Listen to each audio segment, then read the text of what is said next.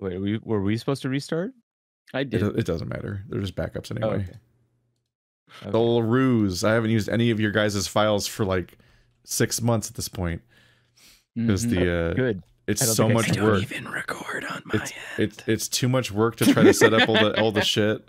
If a single person doesn't record their local audio, then it's literally all useless. But also, whenever I try to sync stuff up, something gets out of sync, and I'm not an audio engineer and don't know how to fix. I'm not. I have which a name. Thing is or isn't out of sync. I have a name. You don't need to call me something.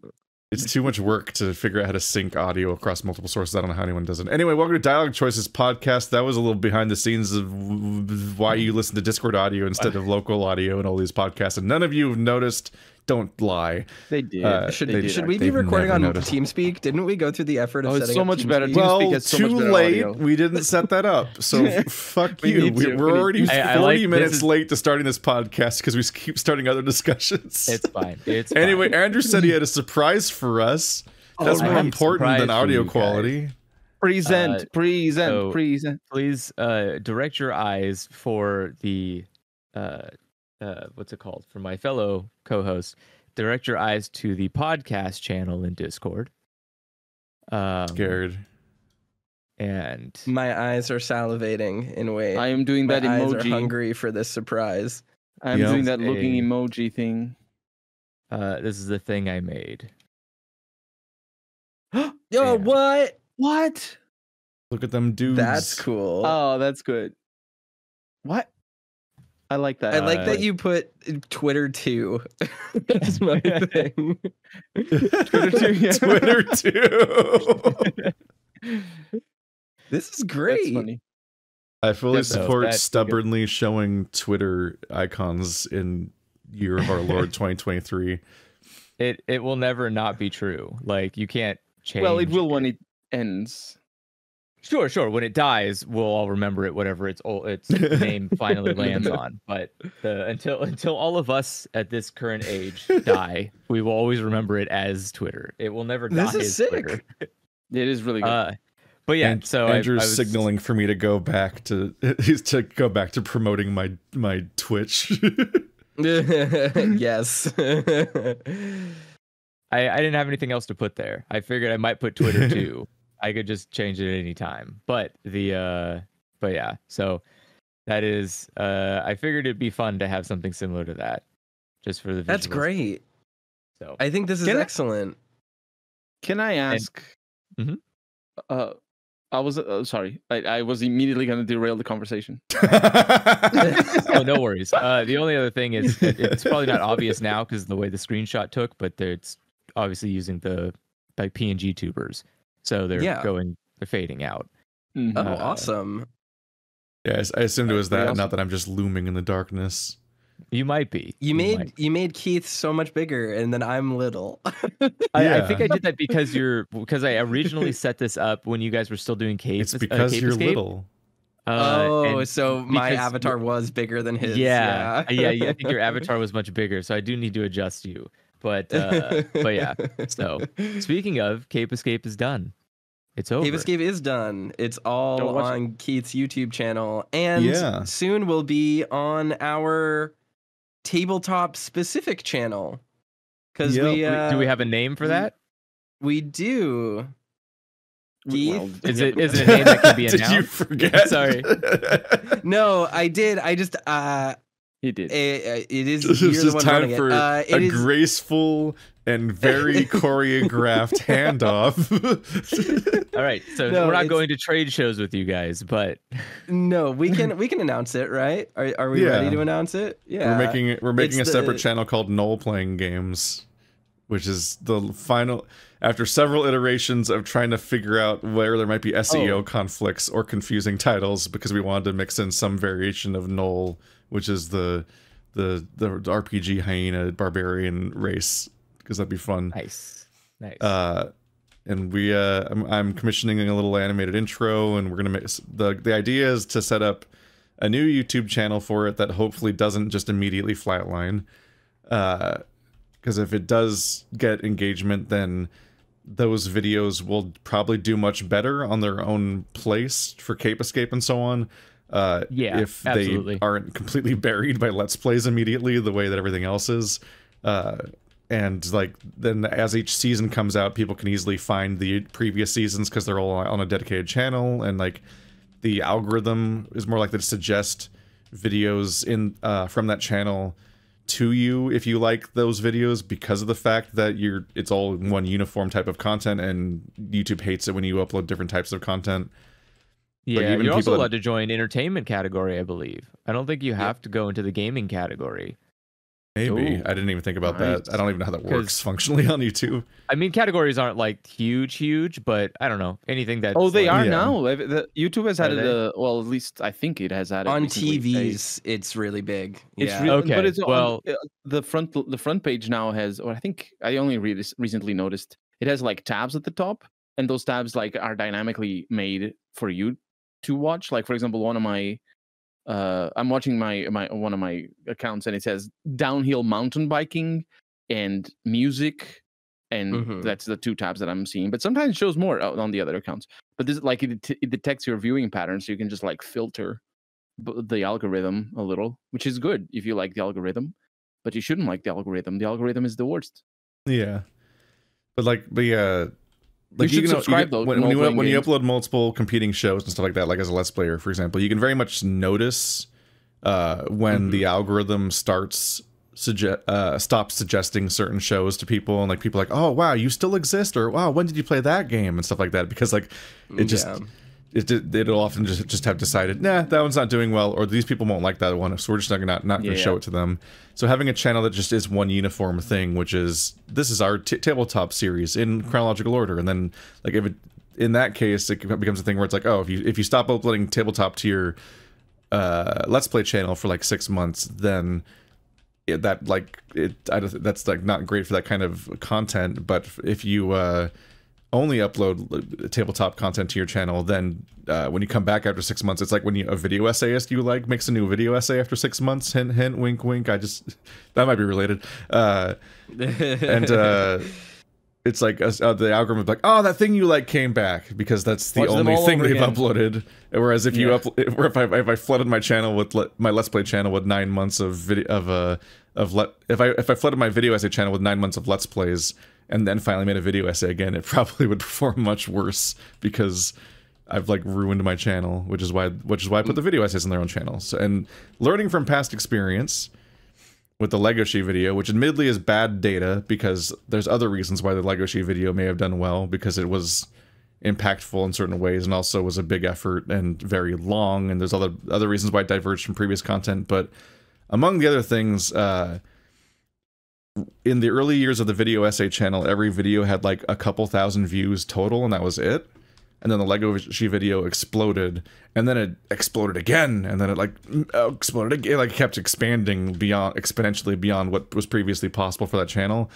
And I partly can attribute that to the fact that it was the first video essay I uploaded after monetization was achieved. Which because I promise you, no matter what YouTube says, they absolutely prioritize content that makes them money. Like, that's just obviously known. Like, they're like, oh, it doesn't hurt your channel that you don't have monetization yet. I'm like, really? Then why is it that every time monetization's restricted on a video, people famously are very aware that it gets less views? I'm like, I don't think the thing you say is true. So ideally, the perfect rollout here would be if we re-upload Cape Escape on a like rerun schedule to run through the series again on the new channel, and hopefully that generates enough overall engagement that we break through the early channel thresholds for unlocking monetization before the next season comes out, and then that would give that season a real chance to like do a YouTube. It's dumb how it's dumb how much metagaming there is involved in being a YouTuber at this point. That isn't just make good content, but I think the production value too is. Yeah, that is true. For everyone who listens to this, though, that is your call to, when we begin uploading these, even if you have already watched Cape Escape, open it in a tab on a window or on your other monitor. No. You do not publicly call for people to game the system. Yes, this is not gaming the system. When I let it play. No, when I re-upload Cape Escape, you legitimately watch it because you love it so much with your eyes and ears. And I'm not saying we're gonna pay people to view bot it. I'm not saying manipulate. I don't think you're supposed to tell people. I don't think you're supposed to tell people to pretend to watch things either. No, it's not even pretending to watch. It's put it on the other monitor while you're playing games. You watch a fucking rerun. That's how you know. I thought you were about to say the thing. I thought you were about to say the thing that you do to your friends' streams, where you just like put it on your iPad in the corner of the room at 1% volume to be like, "I am helping," and then you walk away. Yeah, no, that's good too. Yeah, that's but you can't say. But you can't say to do that because you can. That's against the terms of service or whatever. No, it's against the terms of service to pay for people to manipulate views in mass. Yeah, they might against. It's like how you can get in trouble for telling people to click ads. Oh, sure. Like there's like a bunch of steps that you can't tell people. You can't tell people to engage insincerely with the system. Oh, not insincerely, but I think you can ads absolutely is a thing you cannot tell people to click. But I think there's a difference in there is that because clicking on advertisements is like the advertiser paid for that engagement. Yeah, the advertiser. Yeah, exactly. Like the advertiser paid for that engagement, but you watching a video isn't paid engagement. That's the system. You're supposed to watch the video. Like telling people to watch it however they want to watch it doesn't matter as long as you tell people like watch the video. I don't care if you watch underwater in a submarine. Watch my video. I don't know. Leave it on the next spaceship that goes to the moon. Leave it on. Yes. Until it goes off. I don't care what you do with it, but go watch the video.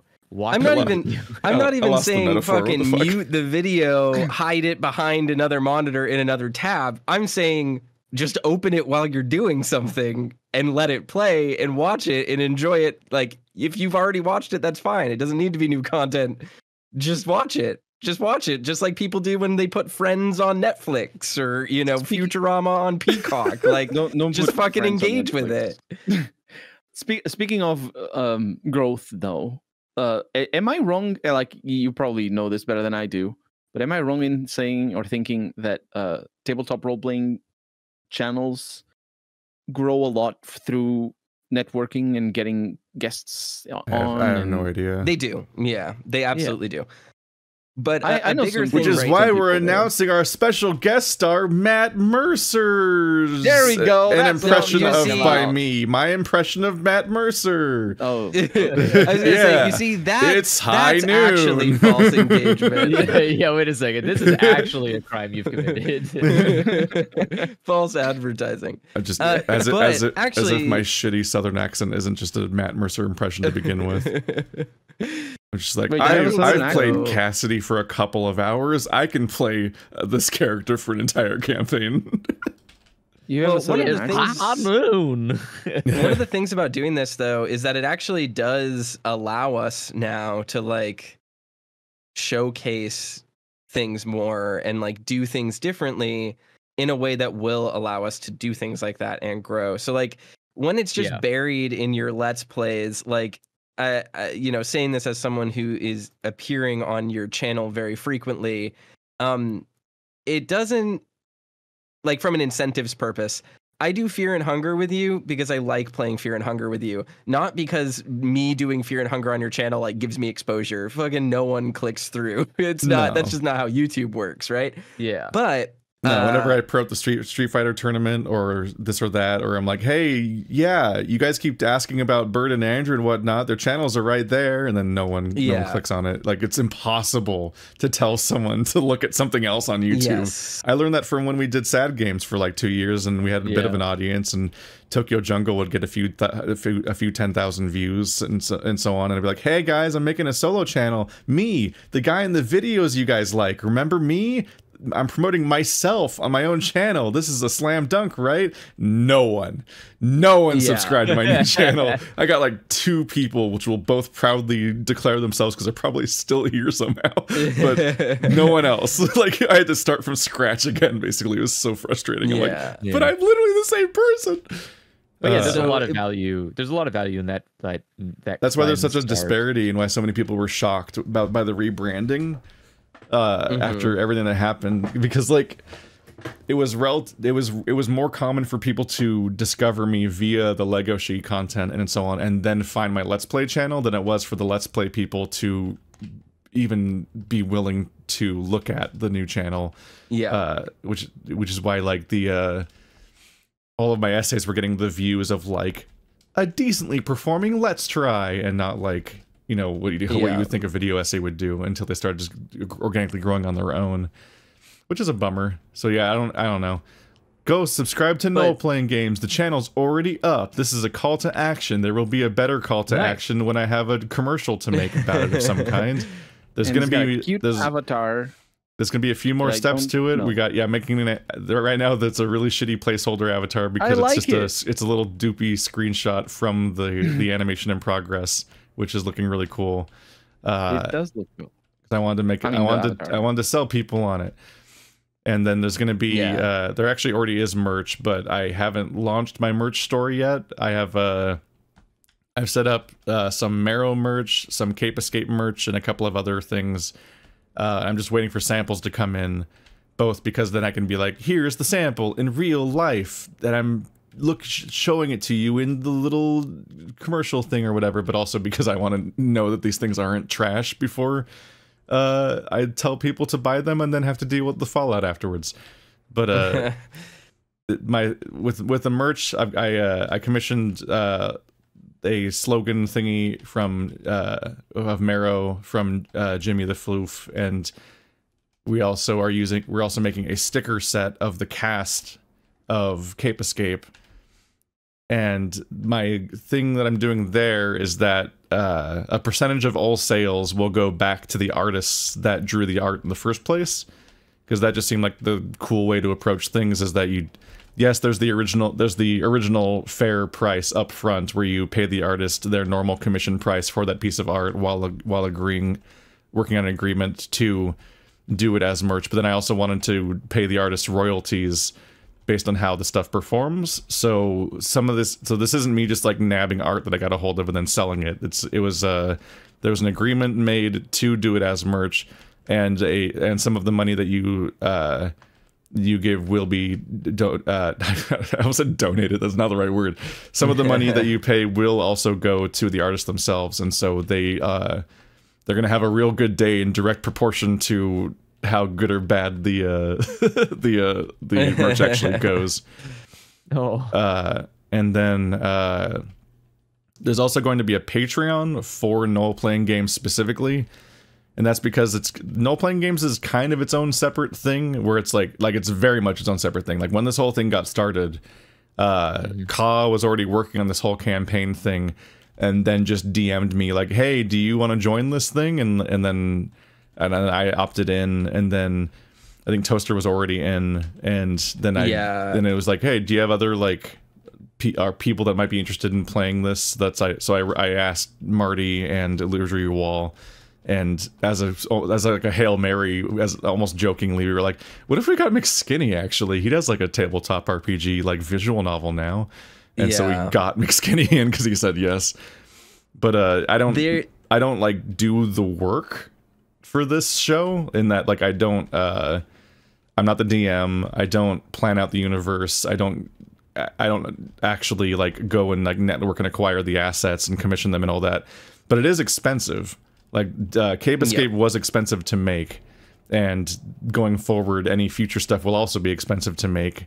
So the goal of the Patreon is to create a separate revenue source that can go to Ka to help him fund, both recoup his losses from the first season and also, like, fund future stuff. And that just makes this whole thing more doable. And my goal with the reruns is not only to try to unlock monetization on the new channel, and also keep all the shows in one place so they're all like findable and everything, but also as any new fan art comes in, I'm going to my plan is to re-edit the old episodes and add the fan art into the slideshows at the beginning for any fan art that comes in during the reruns. And then I'm gonna like regenerate the Patreon credits so that they're based on that channel's Patreon instead of ours. So, and hopefully that'll be like a growing credits as people join in. And then I don't know exactly what kind of behind the scenes stuff would be available, but anything that we can, we'll probably try to put up on the Patreon. Like, I don't know, maybe Toaster's, or maybe a semi-redacted version of Toaster's like book he wrote about his character. Yeah, I have a lot of ideas for this, and this kind of gets to what I was about to say earlier, which is like having it as a separate channel allows us to do more things. What I was saying with like, it's not really like you don't pay me to be on your channel. It doesn't benefit me. It's not like I get a lot of exposure from it. But having a separate channel specifically for this where people can guest star gives us the opportunity and flexibility to be like, do you want to be on this show? It's not going to basically just be you know, giving Keith Ballard an SEO boost because you're in this episode of a Let's Play. It's you are part of Noel Playing Games for this little season. It allows us to do things like off-season games where we do different settings, different campaigns, different game systems. Allows us to try things like having a guest DM or having a different DM from the group, having different groups of people participate in certain games as well on top of like the static crew. I mean, I'm sure sometime Colonel or Andrew might like to be part of one of these. That could be really fun. You know, it gives us the flexibility to do that. But on top of that, having it be its own thing that funds itself allows us to grow a community that might only be here for this thing. And that's like, there's no shame if you follow Keith or you follow one of us and you're like, listen, I don't like the podcast, or I don't like the tabletop. I'm only here for the Let's Plays. Like, that's cool. This allows us to separate that out so that we aren't cross-pollinating and like harming the channel by not specializing, creating engagement on those things. No. And it's really helpful for that respect too, because it gives us the flexibility to do what we want with it and have fun with it and do fun things. And I know at least I am very excited. I'm very excited about it. Ka and I, this whole thing started organically as Ka messaging me and asking, Toaster, you mentioned you wanted to play tabletop. I DM things on my own. Do you want to play tabletop? And I was like, yeah, I would love that. And then he was like, oh, okay, like I'll see if I can fit you into like my group. And I was like, well, what if instead of that, like if you want to fit me into a game, or do you want to do like your own thing with our own people or like with other people? Do you want to make content out of this? And Ka was like, that could be fun. And then like Cape Escape was born from that. And we had a bunch of people doing a bunch of different things, and it was awesome. And so I think we really want to keep up with that growth, and try new things and always be moving forward with it. And this is just a really great way for us to do that. So obviously Noel Playing Games. It also does not hurt to have other presences online, because yes, for the last year or two, the Let's Play channel has been like somewhere between stagnant or a sinking ship, where it's like it is just it has not grown for a while, which is a bummer. But that's why. But it's a reason to work on making like an essay channel and have other things. I've repeatedly considered putting the podcast on its own channel to see if it would, because the podcast is consistently the best performing thing on the entire Let's Play channel, which makes me wonder if it would do better on its own thing, without everything. Yes. Yeah. Oh yeah, no, the worst thing I can upload on my Let's Play channel is a Let's Play. No, I mean, I knew that, but I'm surprised that like my people listen to the podcast. Yeah. Especially especially when I started getting better with the thumbnails and titles and being like, you know what, fuck formatting. We're just gonna do something that people want to click on. Here's Toaster's horrifying boyfriend story or whatever, and it's just like a picture of like Incubus Toaster from that tarot card fan art and so on.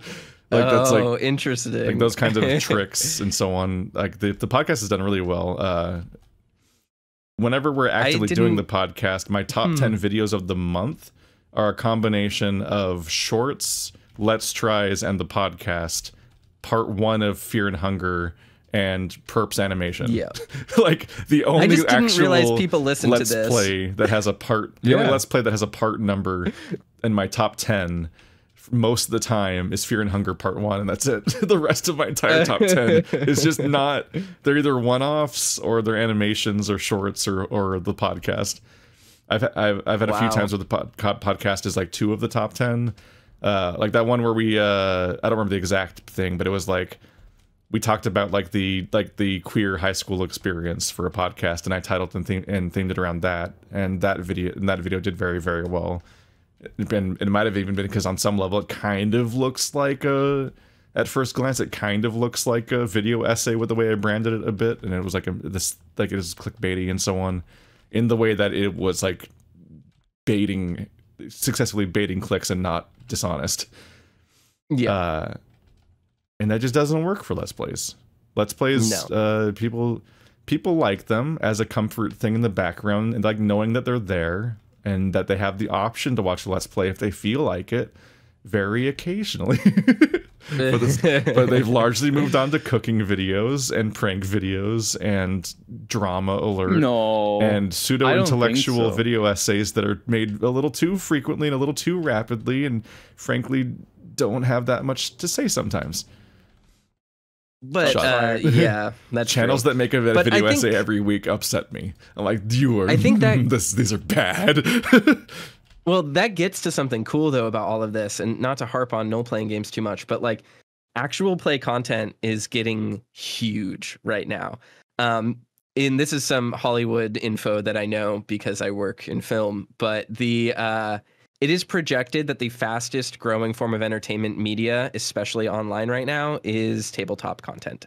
Part of that, and this is a very cynical thing, you don't need to feel bad about engaging with it because it's explicitly not the same set of content, but a lot of big studios and a lot of money is getting invested in actual play right now because it is improv, and because it is sort of live performance. It's not produced content. It's not under the same stringent guidelines that a lot of the unions are doing right now. Stuff. Yes. Yeah. So it is stuff that can be produced while the actors are on strike, which is why a lot of the actors right now are getting into actual play content, because they can do this for work on the side, and it doesn't harm their union agreements. It doesn't conflict with them. It's very Conan O'Brien makes a podcast. Yes. And as a result, actual play content has increased exponentially and has been doing very, very well, because it is going to start dominating stuff. That's also why Hasbro and all of these different gaming companies are doing such heavy pushes on all of their tabletop brands, because we are at the start of a new tabletop explosion. And I know that sounds weird because D&D has been getting very big. We're in a tabletop renaissance right now, but this is just the beginning. It's going to get huge. So if you really want to help us out with this and help us get to where we think we can get to, you want to keep seeing cool content from tabletop stuff, you want to see more people involved, you want to see more of us play more cool games, furry or otherwise, horror or otherwise, systems, lots of different dice styles, lots of different presentation formats, please just go over and check out No Playing Games. It helps us a lot. And I think I speak for pretty much everyone who was involved and everyone who can be involved eventually when I say that, like, doing tabletop online is really fun. And I think all of us would like to do that. I was going to say, also, none of this was nearly as calculated as it sounds right now, because literally all this happened because I just kept complaining to the Aether that D&D was fun and I never get to do it. Every campaign I start falls apart before we finish it. And I just complained long enough that it remanifested in real life again, and now it's happening. I think Baldur's Gate 3 is going to be the first time I complete a D&D campaign. Baldur's Gate 3 isn't a D&D campaign. It is a D&D it's a campaign. game. It's different. It totally is. It is a D&D campaign. Just 100%. Well, Baldur's Gate 3 is just about as close as one can get to playing a tabletop game in video game format. It is. That's true. Except no one has to become uncomfortable when all the characters get horny for each other, unlike in real life. Although a lot of people on Twitter are complaining about that a lot now, it seems. What? People seem to- I think it's The less. fact that they're too horny. People have started to get I mad saw some about of how horny the characters are in Baldur's Gate. Well, they said 3. that was a. I think they said that it was a bug. Yeah. Yeah, at the very beginning. said, how, like, Lae'zel- overly horny. Yeah. Do you guys know Lae'zel, the Githyanki? She's in the cover. She Yeah. has her first sort of interact. It's not really interaction, but like her romance. Let's put it like that. I got Okay. to that bit and I was like, wait, is this a bug? Is what's going on? Did I get the bug where I get the end game before the middle? Was I too literal there? I don't mean to. I don't mean to sound crass. I'm just saying she comes across very, very strong. And I could see people being like, "Man, this game goes all out. If all characters are like her, then wow, what kind of game is this?" But no, Lae'zel is just special. My take on I this think is video just games that- need to have more slut era representation. Yes, Don't I you- agree. She's not slutty. She just I says don't it- know says it who like she it is, so I'm obviously not talking about her. I'm just saying that there are a lot of people in real life that are looking to clown. And So video this is games fair, it's rarely fair, it's represent that outside Oh, of no. literal prostitutes. Not That's the what pussy. that's what I'm saying though, They is do have that slut. Baldur's Gate Dave- 3 Dave is the slut. Baldur's Gate 3 is the closest I've ever seen to an actual tabletop game represented in video game format. Partially because it's so horny. Like people don't talk about how fucking horny tabletop is. And I'm like, I'm not I mean, saying everyone- you I mean, and it's your, extremely your mu- ex- friends. All You know, tabletop's very uh, granular, and everyone has it's their own great, unique yeah. experience with it. So I don't know how universal that can be. I- I have never think it's- experienced. I have never experienced horny tabletop before. I What? think every What do you single mean person you who haven't has experienced? played Yeah, How what do dare you you forget mean? about How dare you? that encounter between Yeah, Paradise yes. and No, I had I was horny at tabletop, and then I saw a scenario to Yeah. fuck with your character in Dragon Heist, but that's like the only Dragon Heist. instance, basically. Sure. That's Was what the I'm saying baby though, who got is me that so wet. everyone who plays tabletop for some period of time, and especially people who consume tabletop content, yeah. know that one player who wants to play the smooth talking bard who walks into the tavern and sees the barmaid and is like, "Hey baby, what you doing? What the Him- fuck? how you, Is this are you a up? personal You up, attack? girl?" What? What I is know. this? I know the Why am I horny. being targeted. I know the horny bard archetype, but I've never or archetype, but I've never actually encountered it really. So I feel like Yeah. most Your people, character was not very horny. Your character That's ran true. a brothel, but he didn't actually have horny scenes.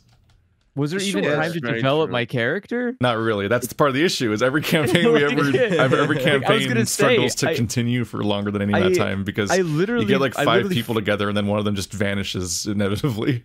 Like during the Or scene where we two. had to find information out, I literally flirted with the owner of a brothel, But he didn't do it in a very horny way. Is all and that owner of the brothel was a guy, and Effie was trying to like trick me into being uncomfortable. I was like, no, that's not how this works. Like, No, Andrew's gonna play the game. He's gonna get that info. I love that. But Effie was not fully prepared for the pansexual halfling. that's great. See, but that's what I'm talking about. That's tabletop. And Baldur's Yeah. Gate 3 is so good Absolutely. at capturing that. At just being like, Yeah, you that's know true. what? All of our player characters in this game, all of the party members are the most chaotic fucking gremlins that you could possibly put into a game. oh yeah. Be They are, prepared yeah. for that. And like, it's so awesome. I If you can't wanna wait draw- until. I just Like, want to play keep on it going. because it'll be the first full size RPG I play. But one, because like What do you mean? Well, there's more of that Full-size- sentence, but I'm still Oh. saying I'm still talking. Okay. One, it was the fact that for years I've talked about the fact that like AAA RPGs are just dead. Like for the most part, you cannot. There are no AAA RPGs. The closest things are Yeah. two competing indie companies that have a lot of money. I mean, the definition of Dark indie Souls. is very up in the air when you talk about like CD Projekt Red, but they are a self-driven like Valve type company that can just create a RPG in a way that like everyone that's ruled by a publisher just has stopped doing. They put RPG elements in every other video game, but also canceled every RPG project possible and gutted any development that's working on any of them, and it's just a nightmare. So I spent the last 8 years being like, okay, well, I made a channel. It's like kind of about playing Western RPGs, and I'm looking forward to like Like, as somebody who was like a BioWare fan and stuff like that, it was like looking forward to more stuff like this one day, and then it was like all I got in the last 8 years that wasn't by CD Projekt Red was like Andromeda, which was just a real bummer of a time. Obviously, there's indie CRPGs, and those are fantastic, but like the type of RPG that I got used to playing in the first place just died. And this is the so like seeing something like Baldur's Gate 3 happen is wild, because it does delve back into some of that territory, and it does so by circumnavigating the AAA thing again, because that's just the only way RPGs get made, and it's a blessing that they can even ever exist anymore, because they're impossible to make on their face. Like, they're absurd. But also, every RPG I did play for like the first 8 years of the channel, I did while pretending to be straight. And so I'm like, oh, I could just actually be gay and not have to worry about the stupid like when I played I remember playing Dragon Age Inquisition and like sort of like offhandedly like commenting like, oh yeah, here's our different clearly interested romantic interests we could pursue potentially. And to this day, I just viscerally remember someone being like, please don't pick the gay option. It's bad enough that you're not even human, in response to the fact that I was playing as a Canary, and I was kind of down bad for Iron Bull at the time. And so I like I bearded with I made Josephine my beard, because she's the because of course you would pick Josephine if you're trying to pretend to be straight while playing Dragon Age Inquisition. And that's dumb. That sucks. But like, yeah, like I played a female shepherd and made a great show about how much I like the Jennifer Hale as a voice actor, which is true. She is better. She's incredible. But it was just so I could sleep with Garrus. Like, that was the ulterior motive with the Mass Effect trilogy playthrough, was that I just wanted to hook up with Garrus in that playthrough, which meant I had to play as a female shepherd. Like, that's this is the motivations. That's fair enough. I can't believe you played female shepherd specifically to sleep with a male companion that isn't romanceable by a male companion, and you picked the worst one. I'm so so ashamed that you didn't pick Thane. Get out of here. Thane is good. He has a good payoff on Mass Effect 3 as well. Yeah, I thought he was really Thane pretty. is so good. Thane is cool. He does kind of come and go. He does a little, yeah. It's the best part. But I did discover that like Tally and Garrus are very cute together, and it makes me want to specifically not couple up with either of them in a playthrough, which is hard because they're both there in every game. So they're both the best long running companions. Yeah, they're both they can both die, and they're in every game, and they're relatively easy to romance, and popular characters. So it's very hard to get this scene because it requires so much restraint. But they do have very cute interactions in Mass Effect 3 when you come across them at the ship and stuff like that. Because if you don't date either of them, then they end up like having interactions with each other, and those are neat. And always a cop, and I can fix one them. of the things. I think I might actually be getting those in my Mass Effect 3. That is really amazing. Is Baldur's Gate 3 is like kind of like a miracle game in that like truly. I know everyone and their mom has like talked about this game. Like they're going by Steam statistics, there is just no one on the planet who hasn't played it yet, other than us. D&D so, us. The D&D factor. Not us. As me and Toaster, like if we end up doing a co-op series together, the comments are just going to be erupting with all the things we're fucking up because people have already seen every permutation of every quest, and we haven't, even though it's a relatively new game. I'm excited. I'm excited to play it myself. I've been watching Brewing play a bit of it. Nothing super spoilery, but the people don't understand the scope of this game. Like when you tell people Baldur's Gate 3 is a CRPG, it's like an old style CRPG too. Keith, you mentioned you're like, oh, like I was hoping that the style of CRPGs I wanted to play, like the style of RPGs I got into playing and wanted to play more of, even those were a departure from the CRPGs that like started the genre, which is interesting. I don't think Baldur's Gate 3 is an old style CRPG at all. I think nothing absolutely the old, like it's so groundbreaking in terms of the interaction level that you have with your companions and with everybody in the game. That I'm like about to get into old stuff that is just specifically. Linear. Baldur's Gate 1 and 2 are linear games, and you have by some comparison, side quests with yeah. Not But even by what- comparison. If you compare them to Fallout 1 and 2, they're linear Sure. games. But what I'm Sure. saying though is that people are used to a specific style of like Jade Oh, I Empire see what you is mean. nothing like Baldur's Gate 1 or 2. I see what Right. you mean. But yeah. So or like like KOTOR 1, the reason why KOTOR 1 was as popular as it was because it was seen as a approachable RPG back in a Yeah. time when things like Baldur's Gate and Neverwinter Nights were considered unapproachable. So approachable that it's even literally those the have game that got disappeared. me into RPGs. Yeah. Yeah, So yeah. now Baldur's Gate 3 comes out and it is seen as a return to the Infinity Engine style of games, the more classic CRPG style that we're used to. And that, what I'm saying there is like that sells this game less than it actually is, because Baldur's Gate 3 is fucking ginormous. The depth of interactions you can have at any given moment in that game are mind-bogglingly industry challenging. Like, to the point where I am shocked that this game ever came out and came out as good as it did. When it got announced that Baldur's Gate 3 has like the highest Metacritic score of all time, displaced Does every it? other highest rate. Yes, it does. Does it? Or it This did, year it it did does. as of a week and a half This ago year or it something. does. Yeah. Yeah. It's wild. It literally was a moment of like this stuff is really easy to hype behind headlines.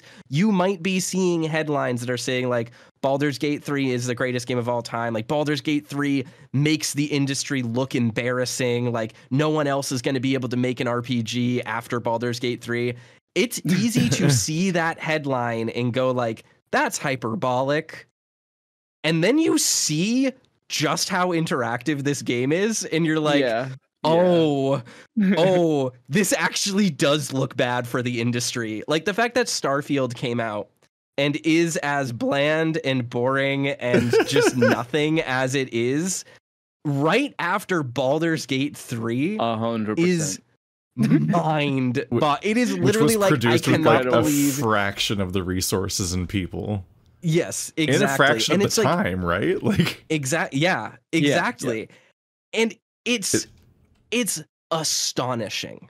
It is the shocking fucking secret that is a surprise unbelievable. to no one is that corporations as a concept are just massively mismanaged in general. Yeah.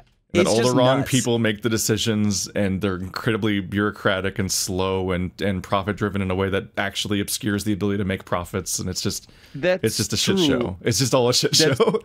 That's true, but there's something else going on here with the distinction between Baldur's Gate 3 and Starfield in particular. And Sure. I don't want to go too far away. Like what I'm about to say doesn't go too far away from the conversation about the industry is now embarrassed after Baldur's Gate 3. But just bear with me here.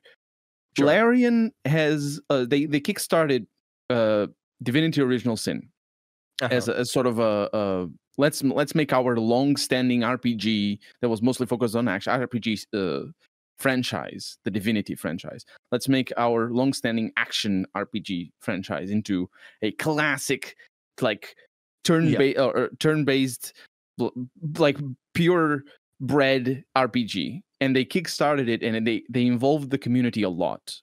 I don't know that from firsthand, but from what I can see from other people, or I could see from other people at the time, Larian really went all out to try to involve the community a lot in the development process of Divinity: Original Sin. They had a brand new engine. It's a turn-based game with focus on from the beginning. This is the game came out in 2012, I think. Divinity: Original Sin, or actually, I'll correct myself in a little bit. But the point is, they kickstarted this brand new thing for their company that I'm sure they risked a lot doing it.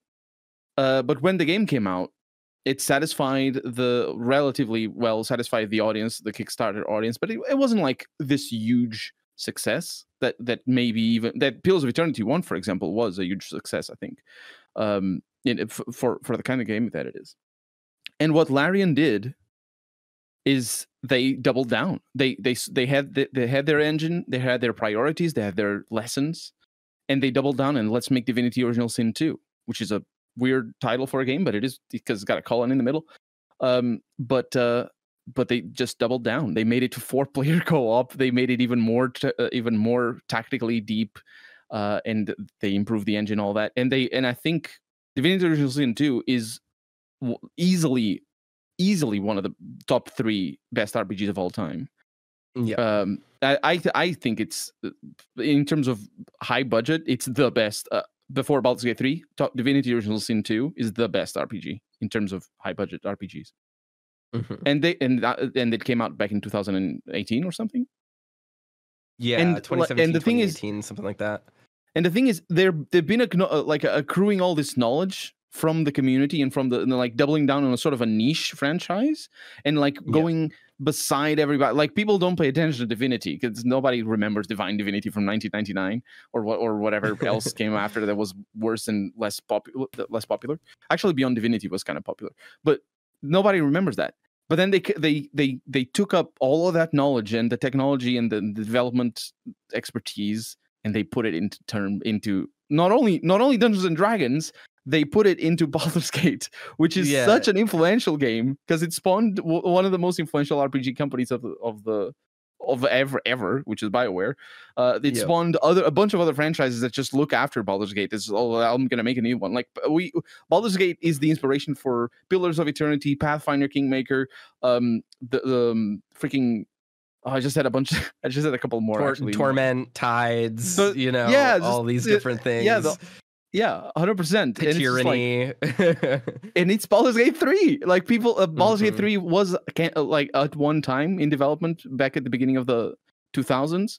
It was not going to be developed by BioWare, but it was canceled. It was called Project Orion. Larian is the company that will give every random animal the entire conversation tree.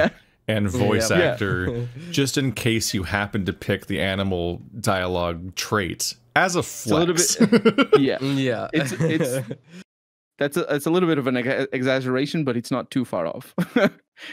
But what I'm trying to say here is that they sort of like wound up their uppercut as much as they possibly could. Yes. And they just freaking landed it right on a company like Bethesda, who, let me remind you of the paid mods fiasco.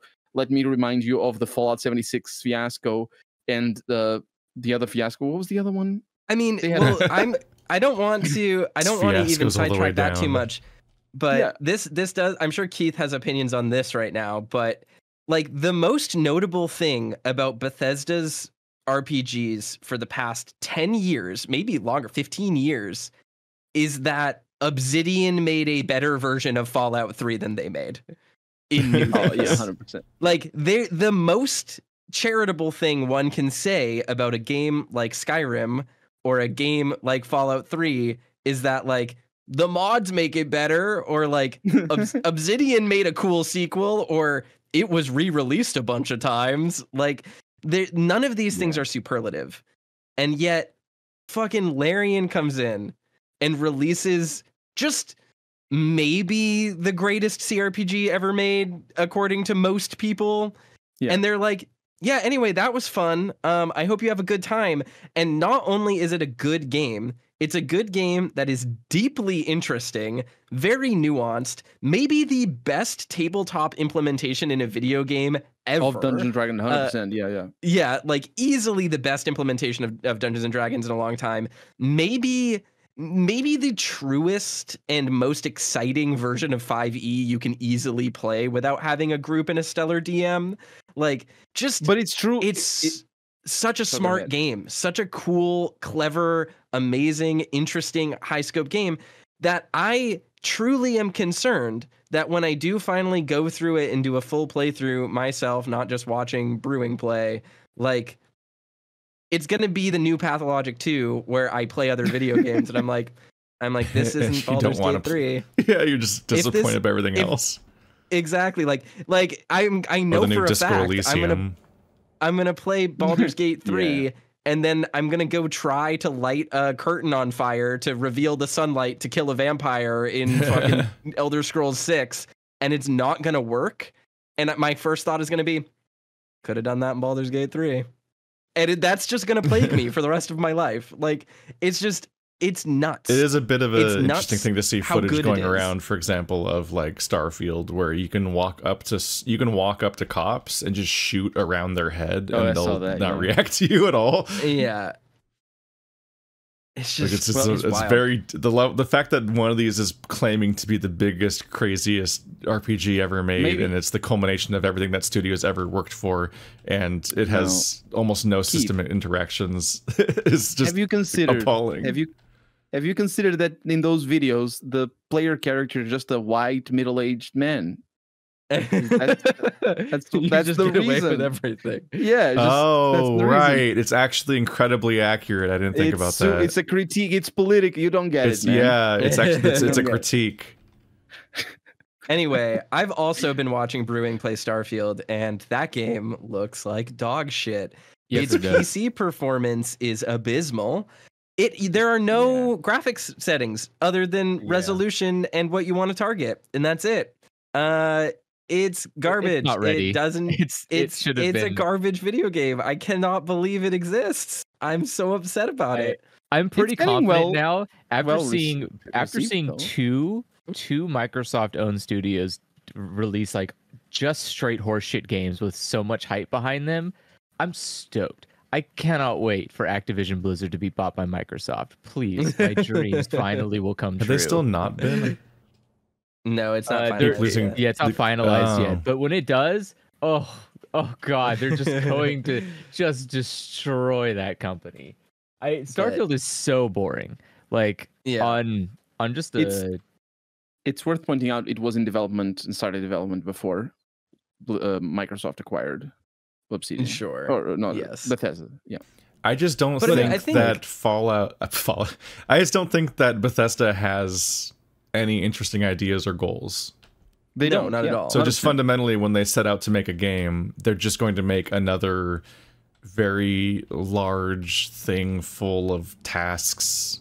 Yeah. Well, the thing is like that functionally indistinguishable from many of the just open world non RPGs that exist, essentially, because they rarely even feel like RPGs to begin with, which is frustrating because if you look at even if you just look at your average like funny moments in Oblivion channel, like that one, like I forget the name of LaFave Bros. It's got to be. Oh, those are the guys that do it in live action, aren't they? They also have a Let's Play. It's an old one. Oh, gotcha. Yeah, but there's other ones. There's a bunch of those.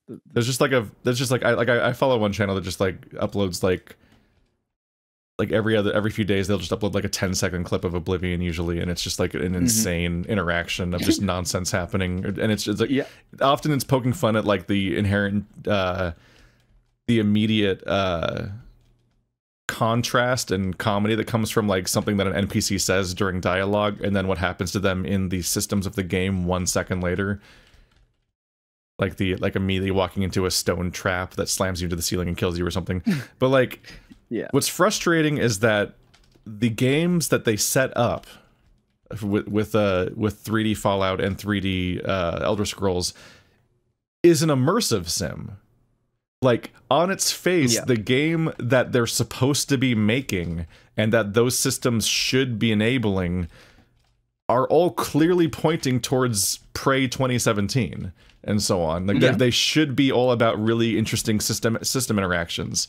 And what they took with that setup is made the most boring, gray, flat world where you follow compass headings to then stealth kill somebody with a bow over and over again for 75 hours.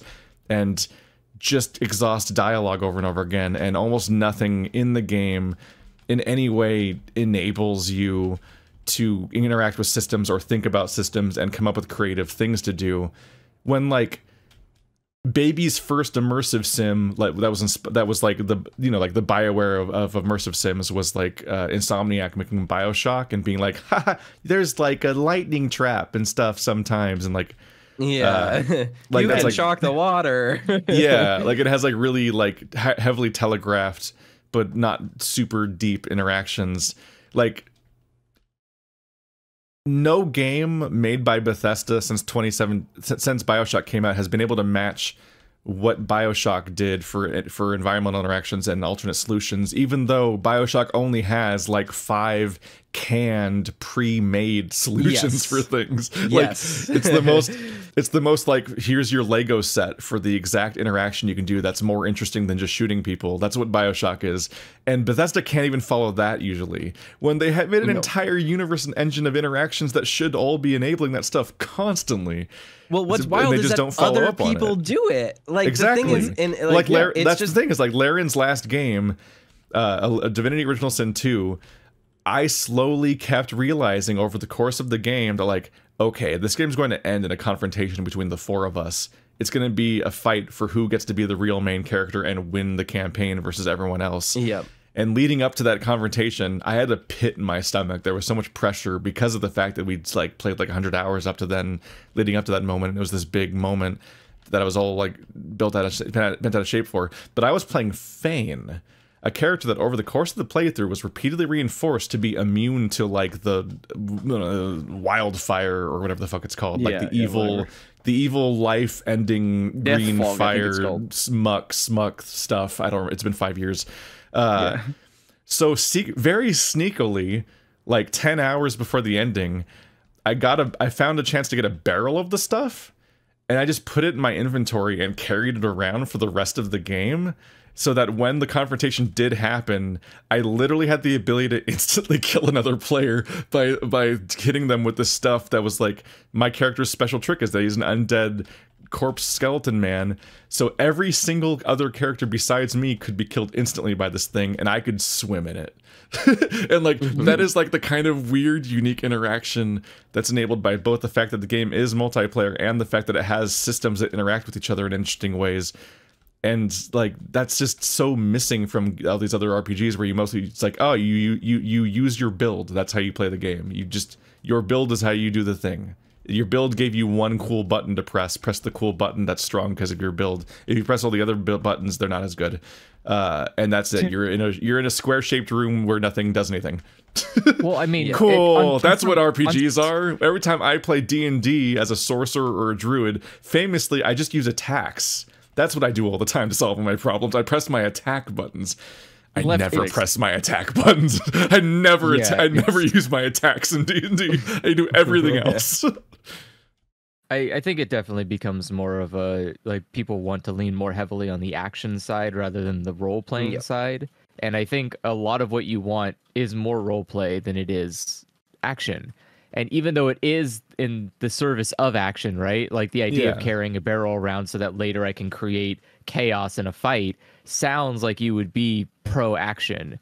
But like, they want simplistic action. They want easy to predict action. It's easy to make, though. That's that's why it is easy. One of the things about this that I think speaks to exactly what Andrew's saying, though, or not Andrew, sorry, Keith is saying, is that like Bethesda's systems seem to imply that there are going to be emergent, immersive sim-esque style gameplay. Like, that's what kind of makes these games work. That's what even makes like New Vegas work when it works magically. The level of interactions always caps out with, oh, isn't it funny you can put a bucket on their head? Yeah, but what I was saying when I said other people are doing it, I didn't mean like Larian with Baldur's Gate 3. I just meant like people make mods that are like this, and it's cool. And it's cool. So it proves that the system can work. And it's unfortunate to me that people see that and they go like, mods make Oblivion, mods make Skyrim, mods make Starfield so good. When it's like, if the systems were there to play with and were facilitated by the game, why did Bethesda never do anything interesting with them?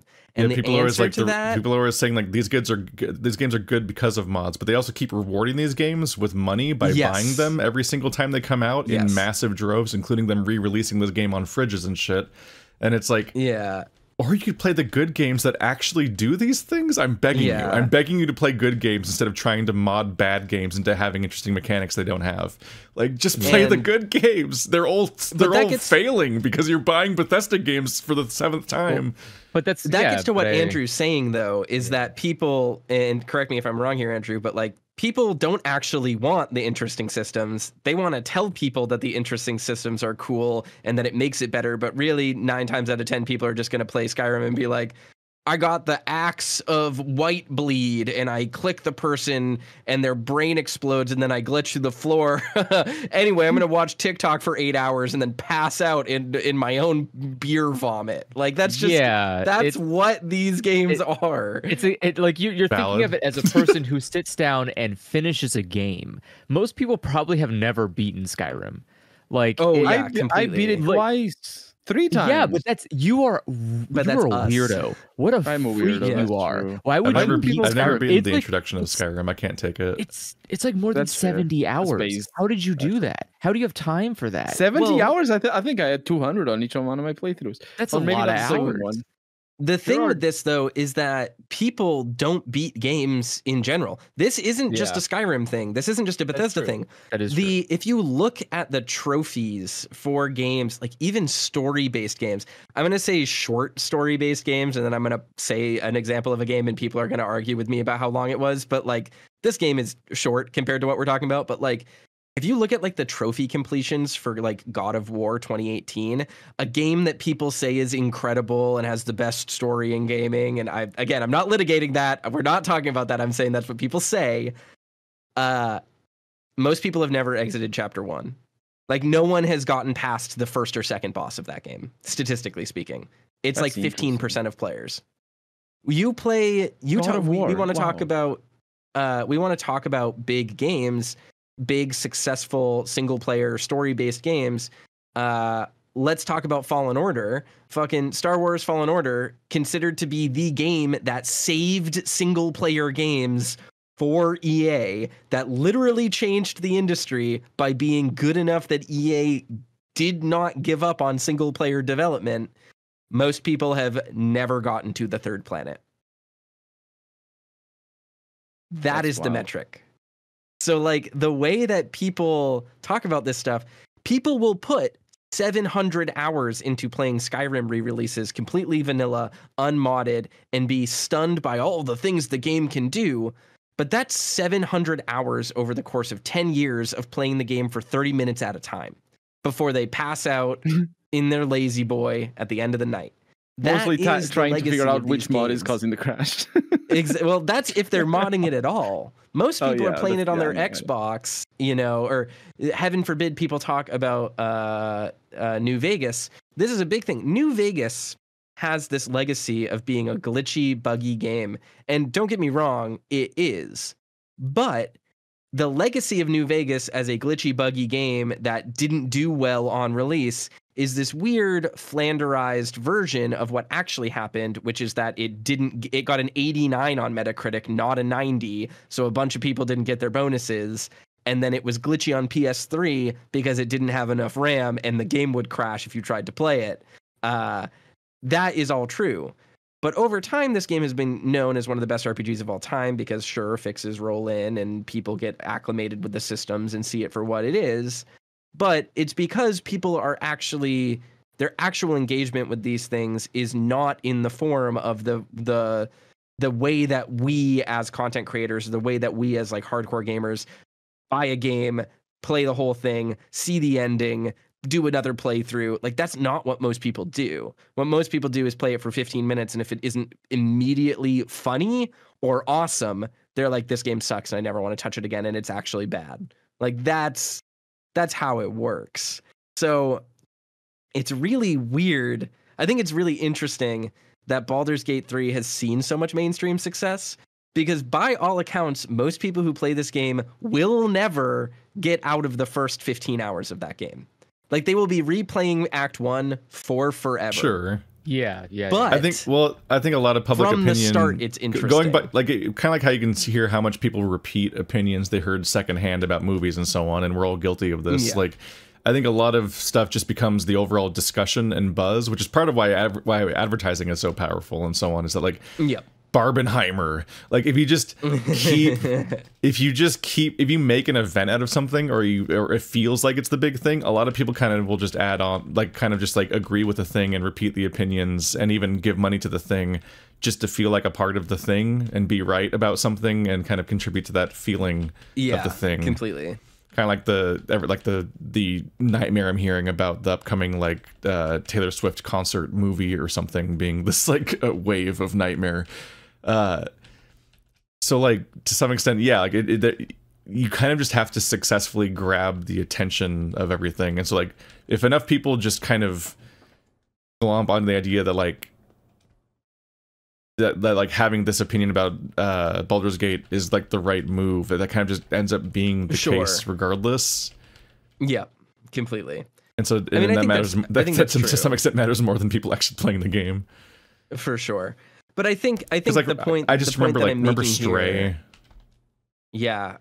Remember a very uninteresting game where you play as a cat and it's kind of cute but mechanically incredibly shallow, and there's just not much reason why it would get that much attention overall, but it became a meme to pay attention to Stray, so it did disproportionately well than it ever would have been in another universe. Yeah. Like sometimes the discussion just goes there. Or the duck game or whatever it's called. Goose game. Yeah. Goose Game's a better video game than Stray. You think so? Yes, by a significant margin. Yeah. But Stray is pretty. One of these games had systems and puzzles and things to think about, and the other one was one of these games was just fucking Tomb Raider Legend without the part where you fight things sometimes. People, I think you're completely right about that, in that people want to be right, and they, they will try to do, they'll try to be right and like repeat the opinions and whatever, all that. That makes sense. I think what I'm saying ultimately, though, with like Baldur's Gate 3 versus Starfield versus all of these things, is that like it's interesting how people's opinions form. And one of the things that I think is a hallmark of success for Baldur's Gate 3, that is what is making this game special and making it have like an actual quote unquote like moment, is that people are becoming enamored with it and doing interesting things in it in the first 30 minutes of the game. Like the game comes out swinging so hard and exposes you to so many cool things so quickly that even my mom playing it would be like, I'm able to light grass on fire, and it actually does stuff in a conversation.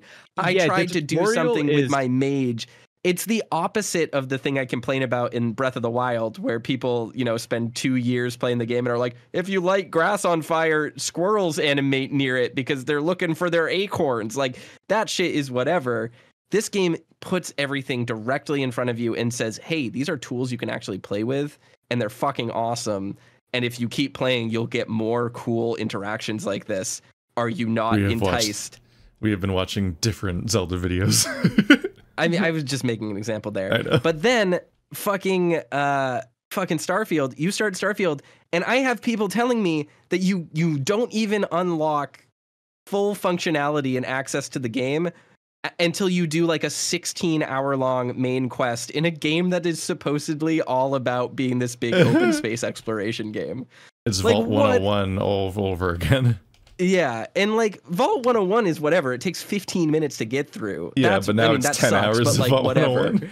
Exactly. Now it's 16 hours of Vault 101 for you to unlock the proper ships and your space suits so you can go do stuff. And it's just like, what the fuck? Like, just make games interesting. If you have faith in your systems and you think your systems are cool, do cool shit with them immediately. The first thing Prey does to you after you finish the first thing Prey 2017 does to you after finishing the intro is give you the glue gun.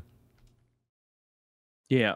The one that lets you create platforms and do absurd interactions and crowd control people and do everything. Like the first thing it does is like, here's a wacky thing that isn't really a weapon. It's akin to how how the first thing that Lisa does is give you Terry, a character that can't fight. That mods still exist for this game too. It's not like Skyrim is unique in its ability, like, because that's a thing too, that's the thing, right? That's why I say like play good games. I'm like, the good games have mods too, guys. Yeah, like Baldur's Gate 3 has mods, and not just boring mods. Like there are meme mods in here too. Like people are having a good time with this game, Yep. just as much as you would see in a Bethesda game, except the difference is the foundation is good. So like when you see a meme, you go, well, that's cool. I don't have to worry if it's going to explode my computer because this game runs like trash. Yeah. There's but also there's a lot more fun you can have. Like there more, you can add more quests to this game.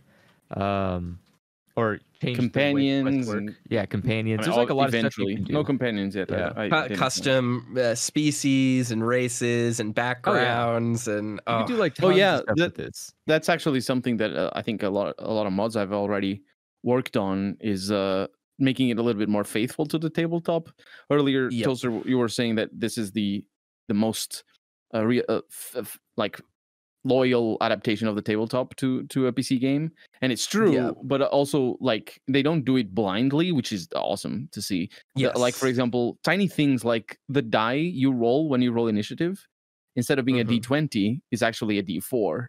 And the reason why they do that is because, as far as I understand it, anyway, they want they want there to be a higher likelihood that your teammates are stuck together in the same turn, so that you can mix and match. Because if you were a D20, you'd probably, in larger fights anyway, you'd never get your companions together. But it doesn't really affect who goes first anyway, because it's still chance. There's some other changes that are like that, the tiny, imperceptible, and like it's just very important to front load what makes your game interesting as fast as possible to hook people. And what happened is that people took a lot of the wrong lessons from games like Half-Life 2 and BioShock, is that they think that you need to have a linear canned narrative sequence that hooks people in order to get them to like the game. But those are often, especially since nobody actually values writers and world builders in these companies, all the people that have tried to recreate what's good about the beginnings of Half-Life and BioShock always fuck it up. They're always significantly worse. Like, they're almost always, half of them are about following a character that opens doors. They're tedious as shit. Like, BioShock front-loaded its mechanics. Like, it did that with theming and everything else, but very rapidly. Very, very rapidly you get mechanics. Like, Breath of the Wild puts you on a plateau, says go to 4 things, and each of those 4 things gives you a new mechanic immediately. And then, like, what the fuck can I do with this? Tears of the Kingdom does the same thing, where each shrine that gives you a new mechanic then has level design between those locations that encourages you to engage with those mechanics, like physically building things that solve your problems so you can continue forward by having these like areas where there's like all that's between you and the next island is a rail. Create a vehicle that lets you get to the next thing. Like, you're doing a game, and you're engaging with the game, what the game's capable of. And like freaking the funny thing about Divinity Original Sin 2 is that it's so chock full of mechanics that you will find them on accident immediately. Like how every weird terrain or obstacle or oil or water or fire all propagates and interacts with things, and so you'll quickly accidentally find the mechanics, and things get really interesting really quickly. And a struggle that a lot of these other games have is that like fucking like Vault 101 locks you in a room and has you just talk to a bunch of people when you're a little baby child, and then like slowly it draws out the concept of a character building screen over the course of several normal interactions, like taking a test as a child by sitting down at a desk and stuff like that. And it's only and then when the game actually starts letting you even do anything, Vault 101 also just kind of refuses to let you make any choices or interact with the narrative or systems. Even when the combat starts happening, they still want you to fight things in the correct order and in the correct way, and you have almost no ability to alter the outcome of what's happening in Vault 101. And so it takes so long to actually start playing anything that the game hopefully wanted you to actually experience that you just start losing your mind. I mean, I think it's interesting too with the Fallout stuff that, and this is the other thing that, like, a thing about flimsy systems that really sucks is that, like, oftentimes the way that you like streamline this when you're actually pragmatically playing these games is you run around the room, you have your dialogues with everyone, you're just mashing A, and then at the end of this little section it goes, we've determined your character should be a big brute who wields a hammer, and then you just scroll down to the dialogue option that says, no, let me pick it myself, and then you just like fill it out the way you wanted to in 2 seconds. And it's just like, it's such a bad way. I think it's so bad to introduce your mechanics to a game and try to set piece something and signpost something, and then say that's actually okay though. We have no backbone. You can change that. Like, if you want people to play something and do something, make them play it. If you want it to have consequences, make it have consequences. Stop giving them outs. I'm not also saying, like, these games are also never like, try out our new age, like, test your personality, create a character mode. It's always like, you have to play this even if you're not going to accept the consequences, which almost no one will, because like, even in Fallout New Vegas, who wants to have a Rorschach test or whatever affect like your fucking actual stats? You just want to build. You just want to build a character. Yeah, exactly. But the thing, like, Bethesda really shaped the industry. Well, they shaped themselves. I don't know if a lot of other companies do the same, but like, there's such a feeling that they're embarrassed of what RPGs do, historically do, which is get you a character creation screen at the start of the game before you have played the game. And like, obviously there's a lot of criticism that you can make about that. But one of the pleasures of playing an RPG is making a fucked up character, finding out all sorts of things that you can improve, and playing the game again and getting better results for the quests and stuff, and like things that would work better. Like, obviously that requires a game that is reactive, which Bethesda, they don't do that. No. But Baldur's Gate 1 and 2 kind of didn't either. But at least like Baldur's Gate 3 just puts the character creation in the middle of the opening cutscene, which I think is a lovely thing to do. Yeah. And they are unashamed about that. They just, here, create a character. It's D&D. There we go. I mean, it's an easier character creation, admittedly, than perhaps. Well, actually, I'm being unfair. It's harder to create a D&D character than in any character in a Bethesda game. So Bethesda really, like, even in Morrowind, which I adore, they still have that whole thing where you can ask questions. I never do, but like, you get that full, I forget his name actually, from the census bureaucratics or whatever. Asking the entire Bethesda formula is so rough because, like, oh, how dare you remember? Bethesda refuses to make games where your character has weaknesses. Yes, that's a huge problem. Their entire formula, even since Morrowind, is to make a bunch of games where even if you might start out weak, like you do in Morrowind, your character just can become good at everything at no cost to anything else. Yes. Yeah. And like, there's a lot to be said about like Morrowind's their most interesting game that I've played, but even that one has like a lot of issues, like this insistence on having like what like the system that's like akin to like what they would later like what Molyneux would later do with Fable, for example, where they're like, you gain experience in a thing by doing the thing a lot. So like, so I gain I gain speech by using an auto clicker. Cool. Good system. I gain sneak by just AFKing in a corner for 100 hours. Cool system. But like, they haven't gotten better. Like, by the time you get to like the later games like Fallout and stuff, you're like, it's still like, even when we play New Vegas, the worst parts of that game are the fact that it's still using a Bethesda model for its systems, 100%, which creates 100 horrible problems, like how the fact that like you can just get the best weapon for your build like in the first hour of the game if you know where to get it, and then you'll never have to think about items for the rest of the playthrough besides maintaining a durability meter every now and then. It is a problem. That's a good thing. It's not good. It's not good because it's a game about exploring and looking at stuff and picking things up and having the primary reward for most of its areas is places. This is a fucking Drake meme right here. Is like fucking whenever anyone ever complains about the durability system in Breath of the Wild invalidating loot, and it's like Drake doesn't like durability in Breath of the Wild, but Drake does like having 500 million unique weapons you'll never use because you already found the one good one for your entire 300-hour playthrough of Fallout. Here's the reality: invalidating loot is good, actually. That made my playthrough of my latest playthrough of New Vegas so good. I just had a power fist. That's it. I didn't pick up anything. It was amazing. It was lovely. It's bad. I did similar things. I mean, it does change the way you explore. And they the can't game find a isn't about solution. loot, They though. can't find The a game isn't- solution for making loot actually worth doing, despite most of the game being about doing loot. They're relying entirely on people just compulsively obsessing over picking up stuff. I don't think New Vegas Like is people about just loot. people like instinctively want to walk around and grab loot constantly, and they rely entirely on that They do. instinct without actually being able to justify it. And even when they know that people do like that, they still can't make it interesting.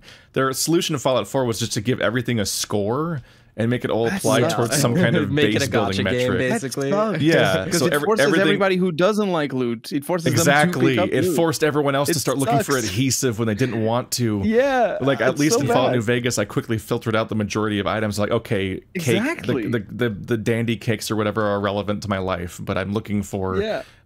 I'm still looking. I'm looking for bottle caps or whatever. Yeah, Even they are. This is a irrelevant, to be Metroid. fair, but This is a still. Metroidvania issue as well. I mean, Symphony of the Night. I love Symphony of the Night, but one of the biggest issues with that game is that there are objectively better weapons than other weapons, and you can get them early. So oftentimes, your reward for exploring is picking up an item you'll never touch. Yes. And this is why I say it all the fucking time. FromSoft solved the problem by making item descriptions a thing. They're a meaningful thing. They're a Because you get reward. narrative reward for finding items. Yeah. Exactly. Yeah, even if you never fair. find something, you're going to use that's better than your Baldur's Straight sword or whatever, like you going to the second platform, killing some enemies, getting some souls, that's a benefit. Picking up a piece of armor. Okay, maybe you're not going to wear it. Maybe it's too heavy for your build. But then in that armor, you read like, Sir Lorien died upon the steps. And then you find a boss that is named Sir Lorien. Okay, now you know that boss is an imposter because Sir Lorien died upon the steps and you picked up his armor. Maybe he's going to be weaker to some other piece of lore. Like shit like that happens all the fucking time. And it's a huge solution. So whenever I hear people talk about Bethesda games and they're like, well, the point is the exploration and the environmental storytelling is really compelling. I'm like, The environmental No, it storytelling is isn't. so There is- bad. there is No, it nothing- isn't. It's so bad. there's It's just nothing skeletons. good about it. Yes. There's Plastic nothing skeletons. good about it. Even in You New literally- Vegas, the environmental storytelling Even is in New very Vegas. bad. It's pretty Yeah. bad. Yeah. I think I'm starting to piss extremely people low off a little level. bit, but I walk around and look at the actual environment, and it's anti-storytelling. It's Yep. unstorytelling. One of the worst things about the entire Bethesda Fallout setting is the fact that they decided that it has to be aesthetically dilapidated because it's quote unquote the post-apocalypse, even though the whole point of the setting is that it's set like 50 to several hundred years after the apocalypse, depending on which game you're playing, which means I hate to break it to you, human beings figured out woodworking and paint a long time ago. It's not like a Yep. modern discovery. So like Yep. people would just make new buildings. Like I look at the people argue with me because they're stupid. They're stupid and wrong. Yes. You're all stupid and wrong. That's just how you are. I'm sorry, but you're so wrong. As that I went to the fucking NCR, one of the NCR camps. And it's like it's a clearly like a wood they've built wood palisades and they have a bunch of tents made of like shitty corrugated metal, and I'm like, I'm not against the idea that they would grab random pieces of corrugated metal and jam them together to make their temporary tents for their military base or whatever. But like their mess hall area is like it's like a obliterated pre-apocalypse picnic bench under a not finished overhang tent, and it's diagonal, crooked at like the whole thing's tilting at like 30 degrees because it's sitting on top of a random piece of discarded corrugated metal that's under it for some reason, because some environmental artist was like, we've got to make it look post-apocalyptic, and it's like, people eat here.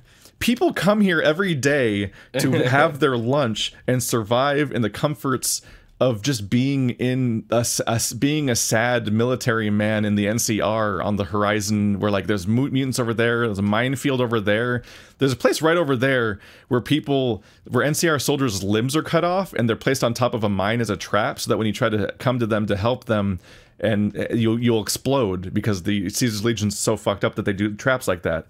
You're gonna tell me that these poor NCR soldiers aren't going to just take out the piece of corrugated metal that's fucking up their bench so they can have a nice lunch on an even bench. Like, just move it. Just move it. It takes 1 second. I would do it if it was a physics object to help them.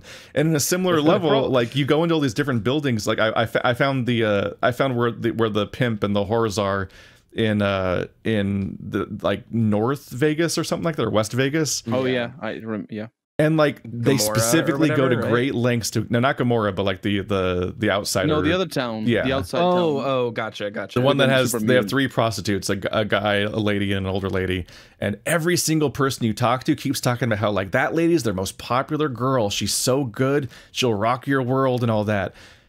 The actual apartment building they're in is full. It's full of rubble. It's completely full of rubble, and the biggest pile of rubble in the entire area is blocking the door to her room, despite her room being the most trafficked location in the entire setting. And like, you go into her bathroom and the fucking, like, the tub is upside down, and there's a giant pile of rubble filling the bathroom, even though the ceiling is not collapsed, so you don't know where the rubble came from. Like, just basic. They brought it in. It's artisanal rubble. Yeah, Yeah, like to make it post-apocalyptic, otherwise they wouldn't know. And like, her bed and her furnishings are all nasty. Her entire floor is covered in like a random scattering of like newspapers and plastic wrappers, and I'm like, she is the premier prostitute of this entire neighborhood, and this is where everyone fucks. Like, I can't even I can't even process. Like, it's 100% like, bitch, you live like this, the meme. But she's like the character that is specifically popular, and like, you're gonna tell me that people are picky about looks, and they gossip in mean ways about the older prostitute and keep hyping up this prostitute left and right, but this is the room it all takes place in. And I'm like, I'm so fucking horrified. I'm like, you cannot play a Bethesda game for 5 seconds thinking about how human beings live and exist, and then reconcile that with the fact that Fallout is a setting that has been like this for literal decades, and these are what the rooms and places like. Like, when you explore abandoned places full of ghouls and shit, that's what it should look like. But places that people live in right now, and you're like, yeah, I like to sleep on this pile of concrete on my bed. It really helps with my back. I'm like, what the fuck? You guys, how did you guys ever tell yourself this was environmental storytelling? Jesus Christ! Like, it's all akin to like skeletons. It's all akin to how like the Red Rocket skeletons. at the beginning of Fallout 4, because they never learned, is a manned establishment that serves people food and has skeletons in the booths. Yes. Yeah. 100%. And like the trailer for Starfield, well, not trailer, but like the one of the announcement videos where they talk about the priorities for Starfield, they mentioned, oh, we're famous for our environmental storytelling. I had that video on my second screen. I paused the video and went back to it to see what they were showing as they said we're famous for our environmental storytelling. Of course, it was plastic skeletons that they were showing. I knew that in advance. Oh, I thought you were saying you were streaming this game and you keep cutting to that quote every time you see like plastic skeletons or something. I thought I was just doing some other stuff. I just noticed. Oh wait, it said environmental storytelling. That would just be a good gag. Yeah, I do. They piss me off. It's like the equivalent of the "it just works" quote, except actually saying something, because that's just a boring meme. Yeah. I mean, I think too. But the thing like, is, there are good moments. But if no issues plastic that they're skeletons, there aren't. Because the moment you start thinking about it, like any situation where environmental storytelling, or any game rather, where environmental storytelling is mechanically relevant, which and by that I mean, when it actually matters, when it's not just aesthetics. Because of course, Bethesda wouldn't be a Bethesda game wouldn't be a Bethesda game without plastic skeletons, because the aesthetics.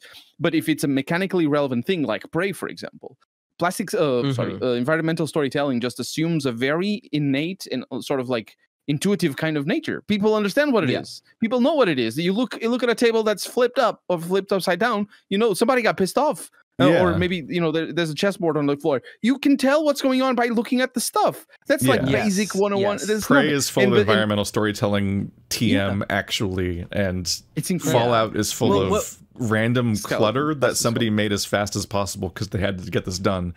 Yeah, that's true. Yeah. And they only had 3 assets to mash together and reorganize slightly.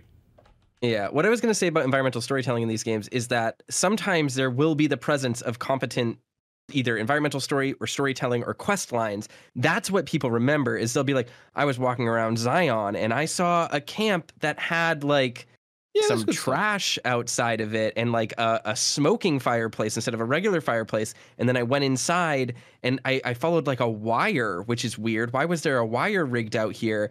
All the way down to a terminal, and then I found Ulysses's terminal. Okay, like that was like a little thread that I pulled, and that's useful. That's relatively clever. It does exist. And good. They remember that. What they don't remember is the 9 hours of kind of bland, nothing burger gameplay and storytelling and environmental stuff where like you walk into a room and for some reason there's blood on a wall that's written like, get out, raiders are bad. And it's like, and then it trails down and there's a corpse next to it. And it's like, okay. Even the act of noticing those really crazy secret moments that are like well done requires you to have, it requires you to still respect the environments of a game that has actively disrespected your attention so far for hundreds of hours, because 100%. aggressively these settings do not make sense and do not have any continuity or moment-to-moment like logic to them. So when they suddenly do pull a trick that's actually interesting and people are like, why didn't you notice that? It's like, because nothing makes sense in this entire the environment. game did not train me to notice it. Exactly. In fact, it punished me for noticing it before. And this is what leads to me the like fear jokes. And hunger issue of it all. Yeah, like this is what leads to my jokes of like the bookshelf test, which is like a tongue-in-cheek thing that I do with the environment of games where I'm like, look, let's see whether or not the bookshelves make any sense, or if the books make sense, or even if just the asset of like, if you look at the bookshelves in general, just like scans as being sensical. And the funny thing is that oftentimes you look at bookshelves, you'll see like half the books literally are printed backwards, or like or there'll be an entire bookshelf that's spine in instead of spine out, or just bizarre like, oh, we have one bookshelf, we have one asset of books, and we copy pasted it, and to break it up, half of them are projected backwards and half of them are spine in to make it look like we have 3 assets instead of 1.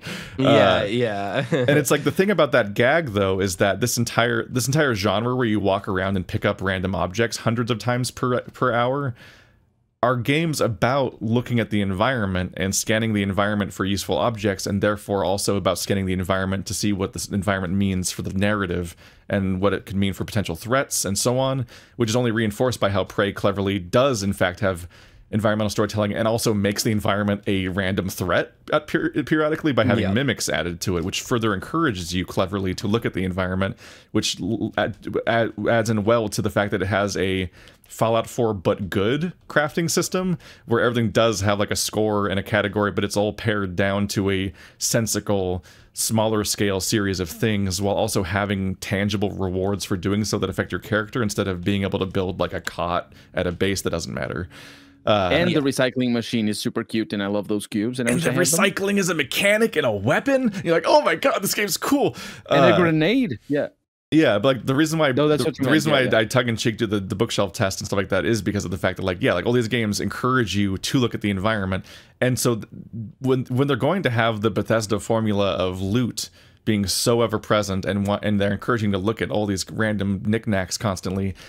Like, that does mean you need to step up your environment game and have the environment itself make sense, and the placement of the items make sense, and the placement of the items itself tells a story, which it does sometimes, but frequently does not. And then you have to also make all of the loot acquisition a worthwhile mechanic, and you discerning which stuff to grab and which stuff to not grab. At that point needs to have some kind of interesting consequence, be it like a limited inventory survival horror question of like what can I bring on this run versus what do I have to leave behind, or like you have to come up with some kind of mechanical depth to it. But instead, the last like 6 Bethesda games are just sludge. They're just monotonous gray sludge where nothing matters and there are no decisions to make moment to moment on any mechanical level really. And that leads to an outcome where with these situations where like unfortunately like there's no reason for it. You do just habitually grab a bunch of shit and then mod the game to let you walk even when you have too many items in your inventory, and then you just spew it somewhere else potentially, like, because there's just no real reason to think about these systems for the most part, and that's just disappointing. I think about this a lot. I mentioned this during my 24-hour stream when we started playing Vampire the Masquerade Bloodlines again because people wanted to watch me play that game. It's very interesting because a lot of the environments in that game are designed very well for their aesthetics, but also taking into account the characters that live in those places and stuff. And it makes the moments where they don't make sense it would stick out very strongly. There's a moment in the opening cutscene where you're walking down a hallway with LaCroix, who is like the important vampire who is in charge of everything. And he like walks up to this door with a push bar. And the door is like a Castlevania Lords of Shadow 2 door where it's like 4 times the size of his player model, and your player model is like his actual model in game. And so you just have this big honker door that he's standing in. And I realized the reason why it looks like this is because the hallway needs to be larger and wider than it is to fit both of the character models in it in the cutscene, because LaCroix is also walking with like the really big sheriff character at one point.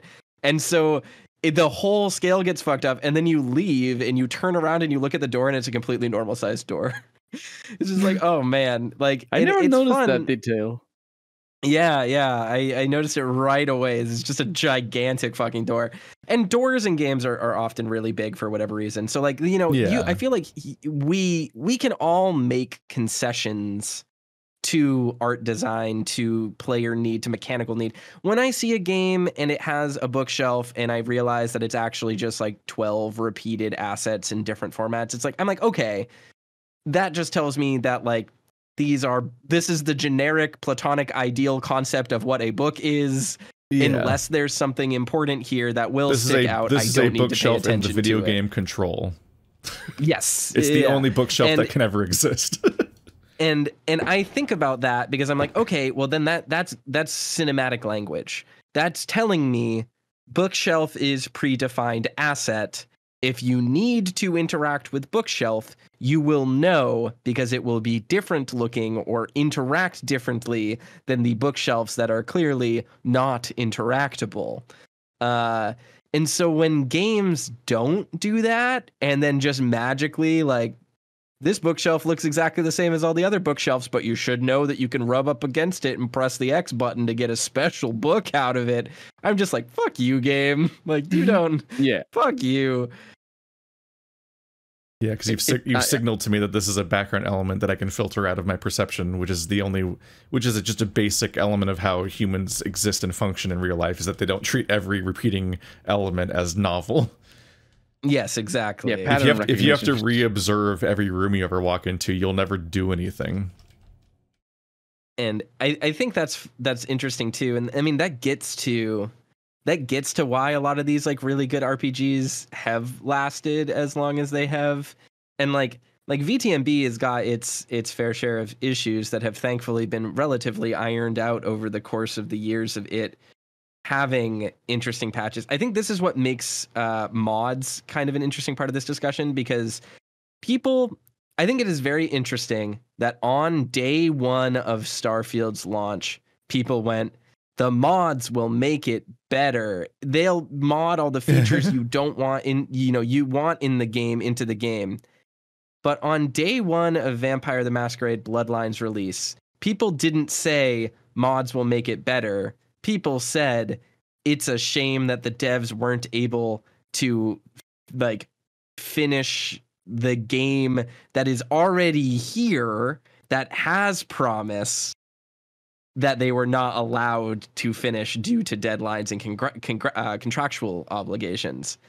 And so something about like the reason why I can very straight-facedly say, Vampire the Masquerade Bloodlines is my favorite, computer role-playing game, other than maybe, Planescape Torment or, whatever all of these, other classic ones are. The reason why Vampire the You Masquerade like Bloodlines, Planescape Torment better?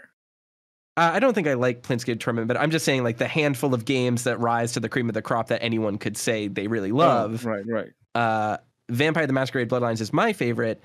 And the reason why I'm so harsh against like Starfield or, the Outer Worlds or whatever those games are, for being unfinished in stuff when they come out is that the game that was delivered for Bloodlines, even with its flaws, showcases the more interesting systems that it failed to deliver on due to its problems at launch. The version of the game I am playing now with this fan patch that restores, some of the content and patches up these systems is still more of the same game that I played at launch than Skyrim with mods that make combat actually good are. Yeah.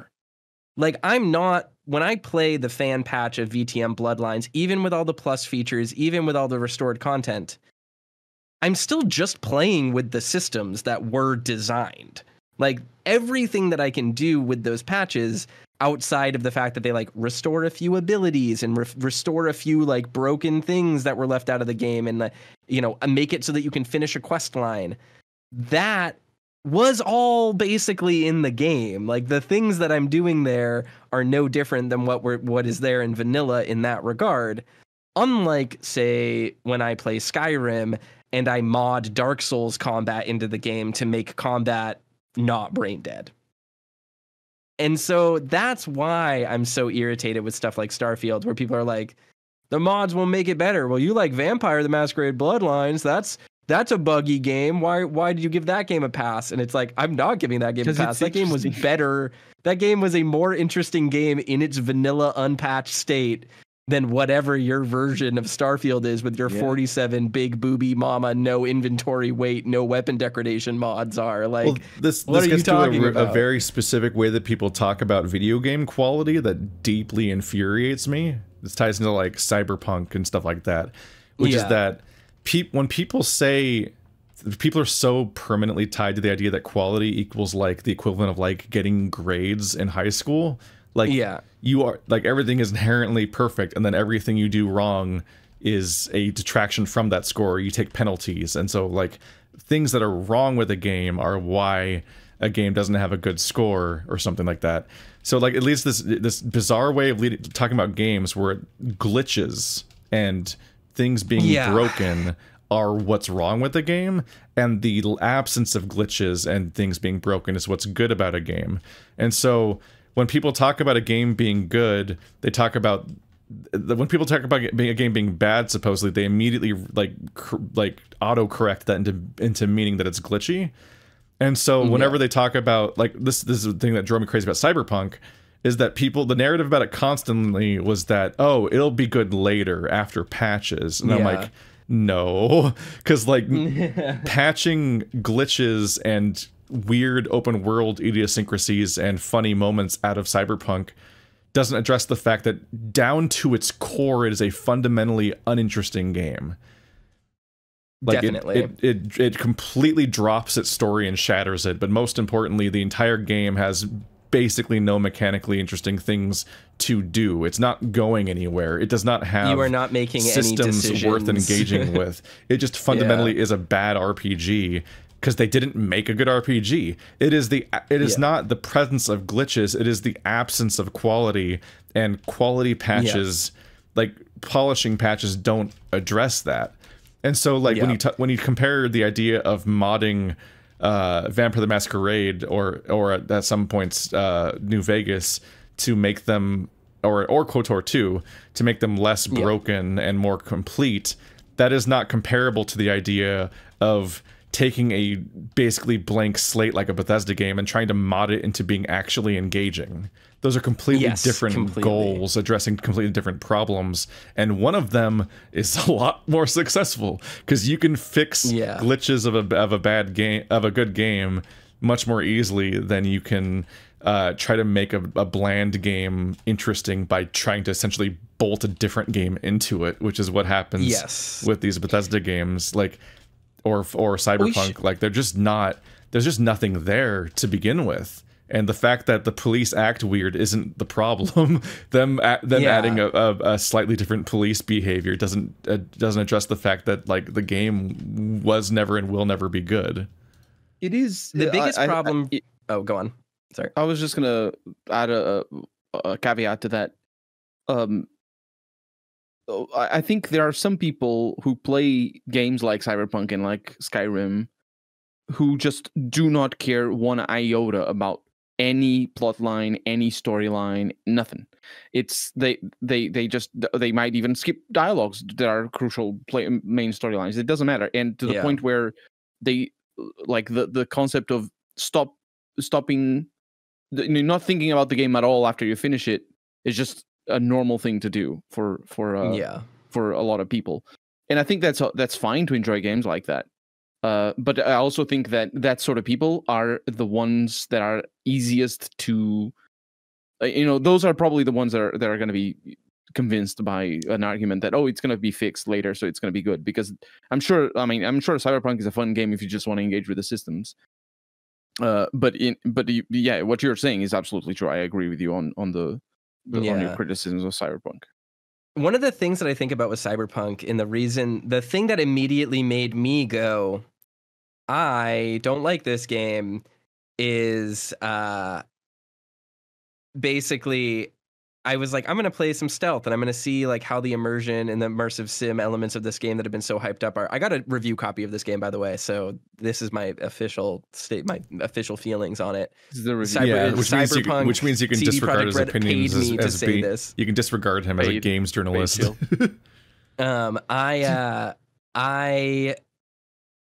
knocked out an enemy, and then it was like hide the body. And then I turned immediately to the right of where the enemy was, and there was a dumpster. And I put the body in the dumpster because the prompt came up to put the body near the dumpster. And then there were no line of sight issues, and I could just, my whole me playing stealth in this immersive sim environment was, I pushed 2 buttons. I walked up behind someone and I pushed the stealth kill button. And then I pushed put them in the receptacle for bodies so that they can't be found button. And that was it. And I didn't even need to find the box. It was just right there. And I played for another 15 hours. And every single time there was someone to knock out, the perfect receptacle and solution to their body being a potential liability and a trade-off for me playing stealth was right next to them. Every single time. Time it happened.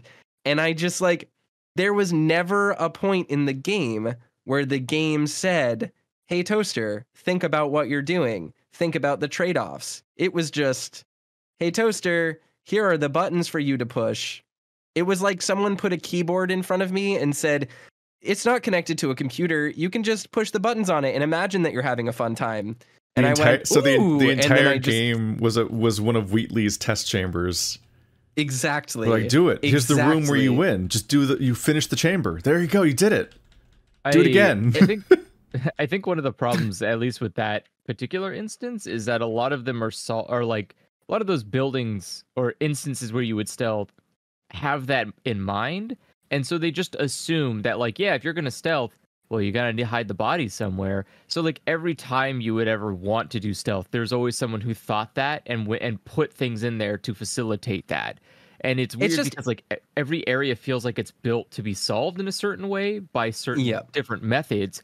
But because they're built like that, it means you can just do whatever you want. Yeah, you could stealth. There's no consequence. You could hack. It can't even achieve a Batman Arkham Asylum level of well, here's a little puzzle box of room to kind of unpack about okay, you can stand in these places and these spots are takedown spots and these characters are patrolling and what order do you go after them in, or what consequence will there be there for fucking up, and is there an event that attaches that spot to that spot? That's basic stealth gameplay. That's Metal Gear Solid. Well, yeah, because increasingly AAA games do not have systems or goals. They just have levels that you are rewarded for doing the one thing in. Yeah. I mean, what Andrew is saying is true. They are designed so that all, things are functional. But what bothers me is that rather than being designed holistically as okay, well, if you want to do stealth here is how you do it perfectly. Here's, there's a dumpster on the other side of the room and you have to wait and engage with the enemies that are patrolling. The answer is always, well, there's a box right here. And as a result, it stops feeling like a game that has been designed by people who are too conscious of the players, and instead feels like every single interaction in every single space in that game was designed by a different team member who did not know what anyone else was doing, and thus had to account for all options in their single micro interaction.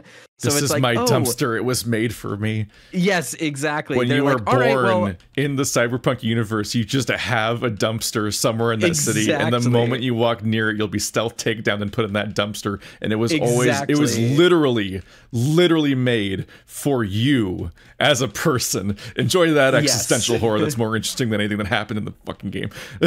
Exactly. And so like that's what bugs me about all these big open world games is, as you said, Keith, like they're systemsless.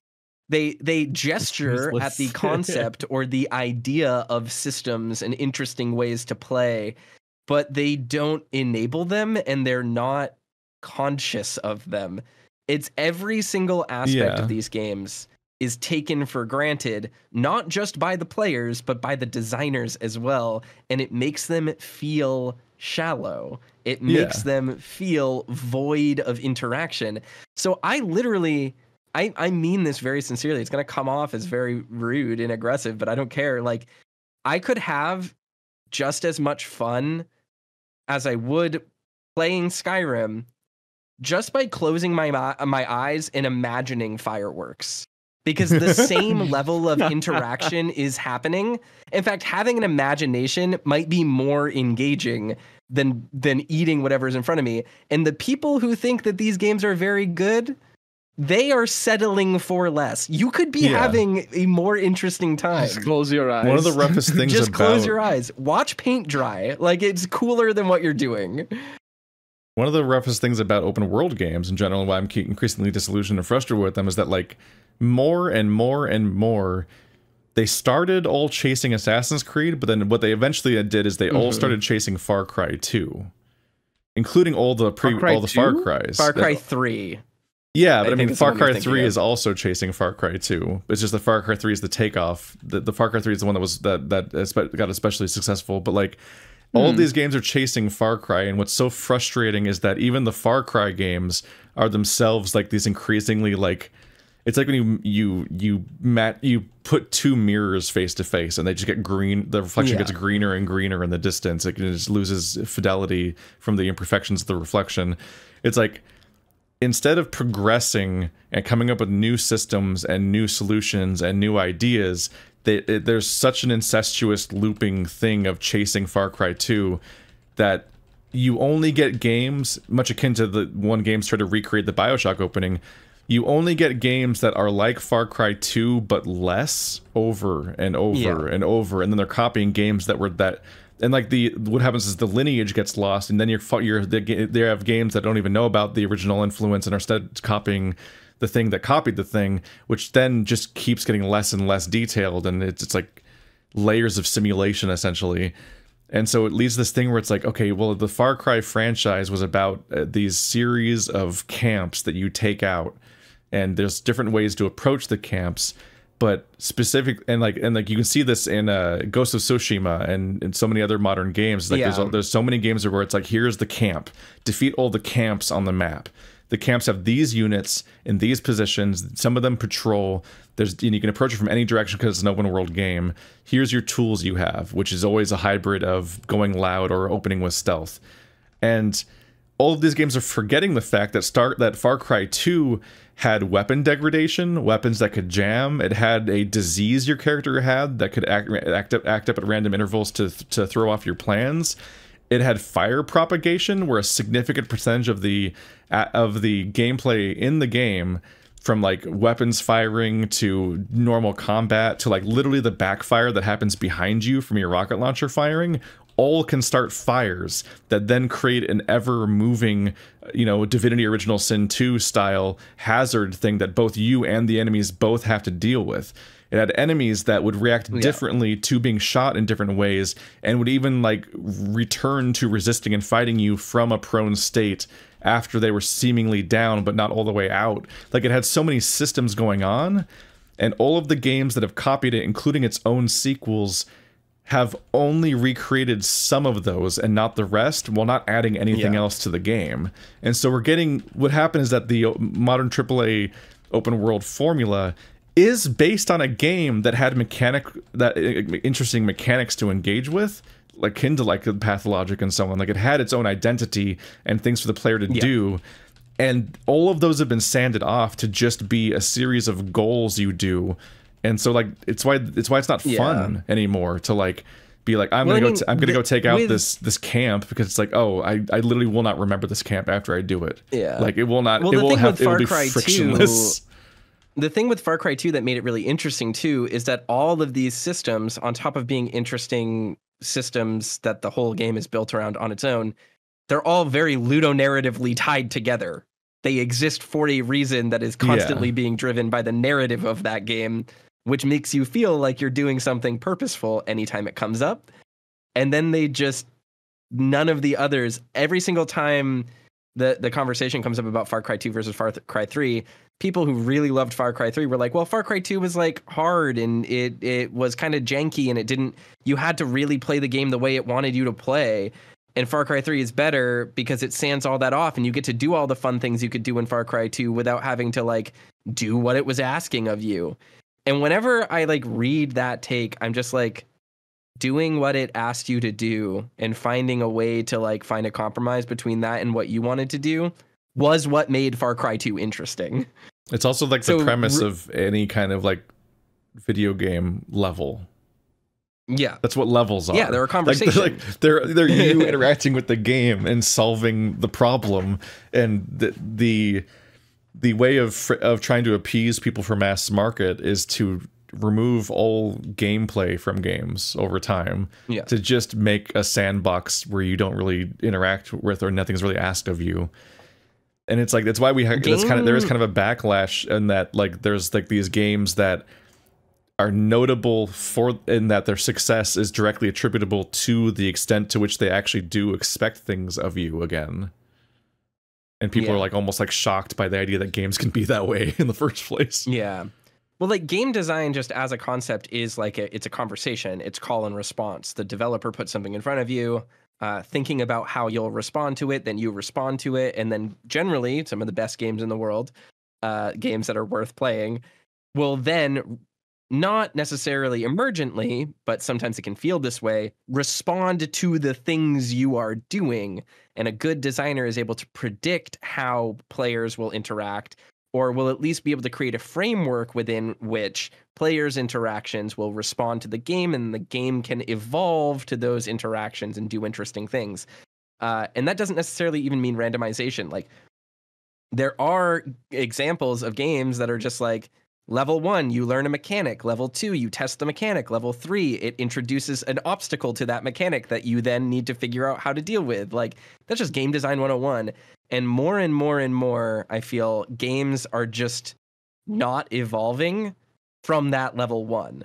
They'll say, here's a mechanic, and then that's just the mechanic for the whole game. And I'm not even saying like it's the funniest thing about the Portal franchise is that most of the Portal franchise is about ludonarratively explaining to you game design to you as a player.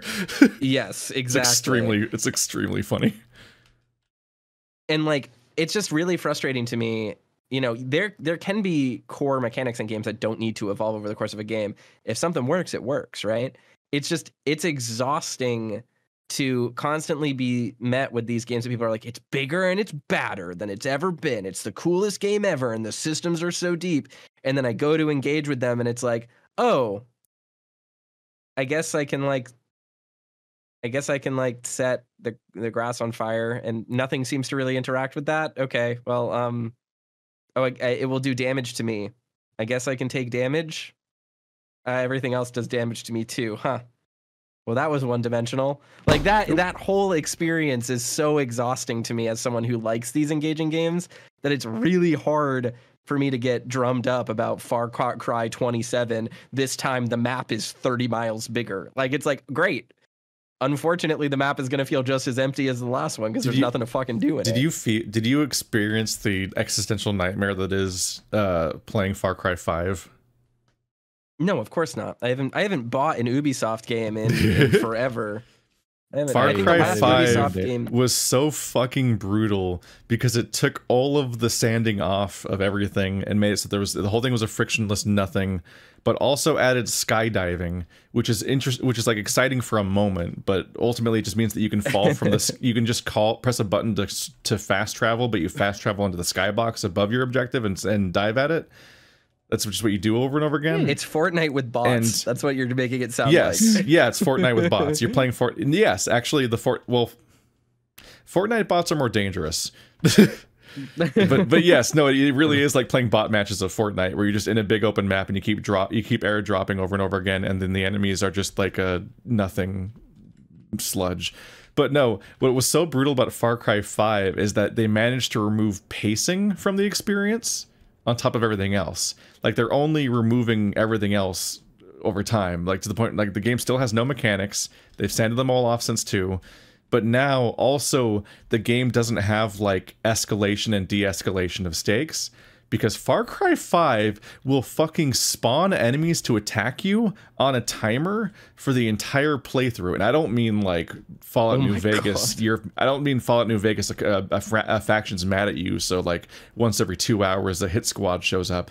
I mean like every minute or so more enemies come after you. So like to the point where like there are moments where you can like walk over and see like these characters interacting, or this little bit of quote unquote environmental storytelling, and you can't even like take a moment to process any of the level design or things happening around you, because inevitably a fucking jeep will just show up and people start shooting at you out of nowhere because they just are always coming after you and finding you. So it's like it's not even about. That's the same. That's the same as what happens with that shooter, the other shooter from Ubisoft. It's fucking Vampire Survivors, what it is.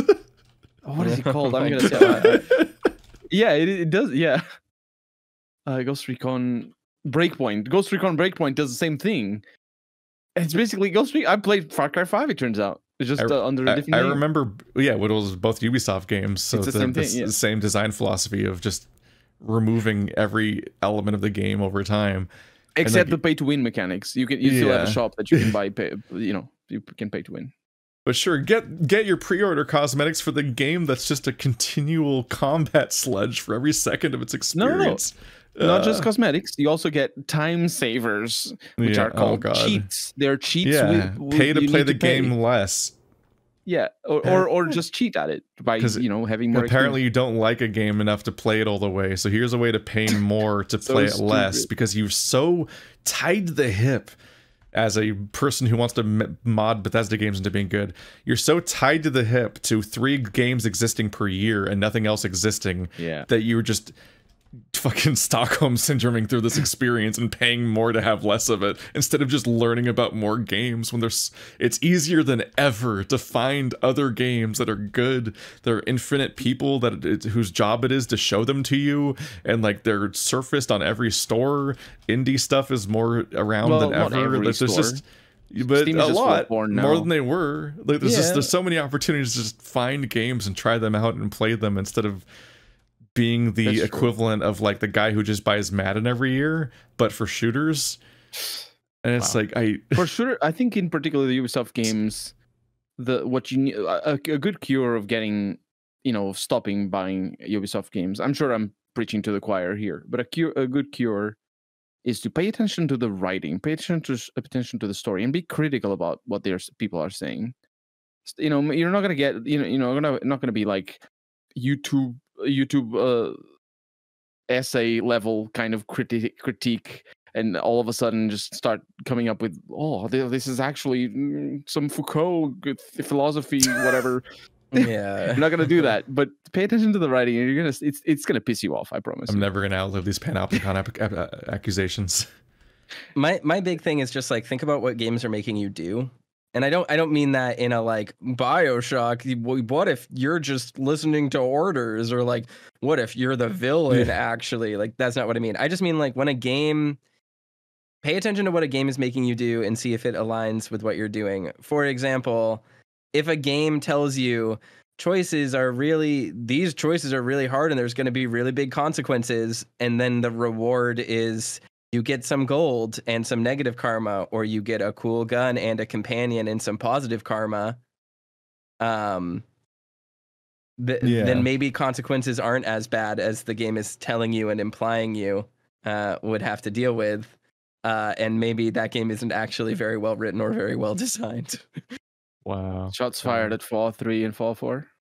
Yeah. Fallout 4 is a shit terrible video game, and if you like it, get better standards. Get higher standards, please. That's all I'm saying about that. But it's so many hours, Toaster, and you can systematically minesweeper across the map to find more icons that say you can go into a building to read emails.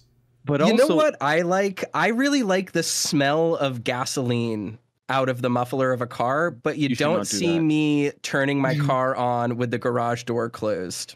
That's all I'm saying. Have higher standards. Also, play things that are better than Fallout 4. Do you like the smell of gasoline? Is this? I do. I really like the smell of gasoline. The Toaster character sheet. We need to update the refs. I do. My as well, point is that's for your throat.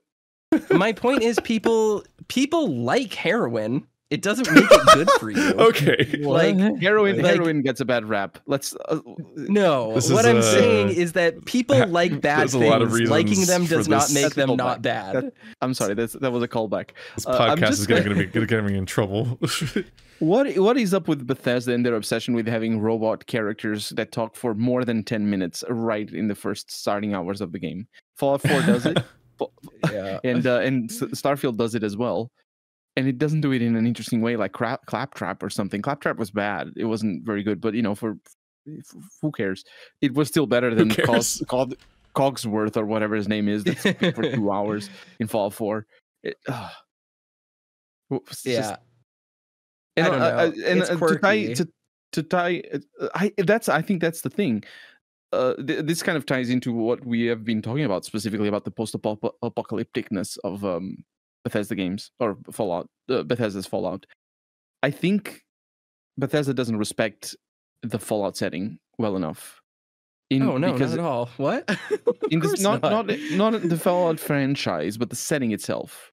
Sure. Because it's just so shallow and threadbare in its aesthetics that the least, like what Keith was pointing out, is basic, obvious things that the world looks like it exploded last week, not 200 years ago, and with such shallow foundations to the setting as a whole, you can't really build worldwide storytelling or the kind of worldwide storytelling that a game like Fallout 3 and Fallout 4 and New Vegas requires. And I think the strength of New Vegas is precisely because it doesn't build on that worldwide storytelling. It goes to the characters and it goes to the politics rather than New Vegas is like inherently a metaphorical game as well. It is very much just these characters simply represent philosophical ideals that don't actually exist in reality and only exist in this weird constructed setting we made, which is like, that's kind of cool. That's one way to work around it, I guess. The game becomes an abstract avenue, or rather a tangible avenue to an abstract concept that, if you don't want to pay attention to it, you miss out on the game. And that's why Keith was always saying that he played New Vegas, but he didn't really, because he was, watching a hearing podcast in the background, or whatever. And that's fair. I just had a real bad achievement era where I multitasked video games so badly that I didn't internalize them at all with like Nier and Fallout New Vegas and so on. The point where like most of what I'm doing in Fallout New Vegas, I'm like, I don't remember any of this happening. I beat this game. I don't remember what ending I got. The first time I played Grand Theft Auto 4, I played it entirely while with the game basically on mute while listening to 1UP FM and the 1UP show and stuff like that on podcast, like just like literally hundreds of hours of podcast playing that. It's fascinating. Yeah, I was playing video games wrong, where just for a whole period of time I was so motivated by achievements that became like what I would look for, and so I was pursuing like the actual goals half the time, but I was also like in the middle of like discovering the ability to have podcasts and YouTube videos playing in the background for multitasking. And just in general, guys, if you're doing that, and I know it's dangerous because I'm the YouTube videos, maybe even right now, but like if you're doing that for like satisfactory or like hangout, like sandboxy games, okay, sure. If you're doing that for like Nier Automata you're probably getting a very compromised experience, and people never fully understand how much they're missing out by multitasking because you never know what you're not getting. Yeah. Like oftentimes, but I often wonder when people have like a very flat experience with games that are known for being a big deal. I always wonder to some extent if they were like not really fully engaging with it to begin with and didn't give it its fair chance. Because sometimes when people like, yeah, no, it was whatever, it wasn't very good. That's always valid, but there are definitely times where I'm like, were you listening to Critical Role the whole time? Were you were you not even engaging with the thing? Because I always think back to like a friend of mine who I had my box set of DVDs of all of the run of Heroes, and me and my friend were going to sit down and watch it, and he seemed to be into it and all that, but he kept getting distracted by like text message conversations throughout. Oof. And so like I'd be like, oh, I can go back, I can rewind it, it's fine. I was just trying to accommodate this awkward thing. We did not end up finishing ultimately, but it was just like this thing that he supposedly wanted to do, he kept getting distracted by his phone, and people think they can multitask, but they can't. Because if I ever quizzed him on what actually happened in the episode, he couldn't actually answer the basic questions because he has no idea what he missed by multitasking when he glanced down at your phone for a bit. I do this all the time because like at times it can be a long time to fully focus on a show for an entire episode. So every now and then I'll get like a Discord notification, or I'll respond to something, or I'll clear my Twitter notifications or something like that, and then I'll realize like, hang on a minute, I'm pretty sure I don't know what just happened, and I'll like manually rewind like the last 10 minutes of a show that I'm watching and rewatch it, because you can so easily slip your attention away from something and then just not internalize any of it, but not feel that, and then just move on. And then that's bad for like most forms of entertainment that you might be engaging with. Like you'll have all these, there's all these cool moments in the shows you're watching that are callbacks to this or that character element, or developing that arc, or a big moment, but because you like missed some of the steps along the way and didn't even register that you did, like the show isn't even going to hit you right anymore.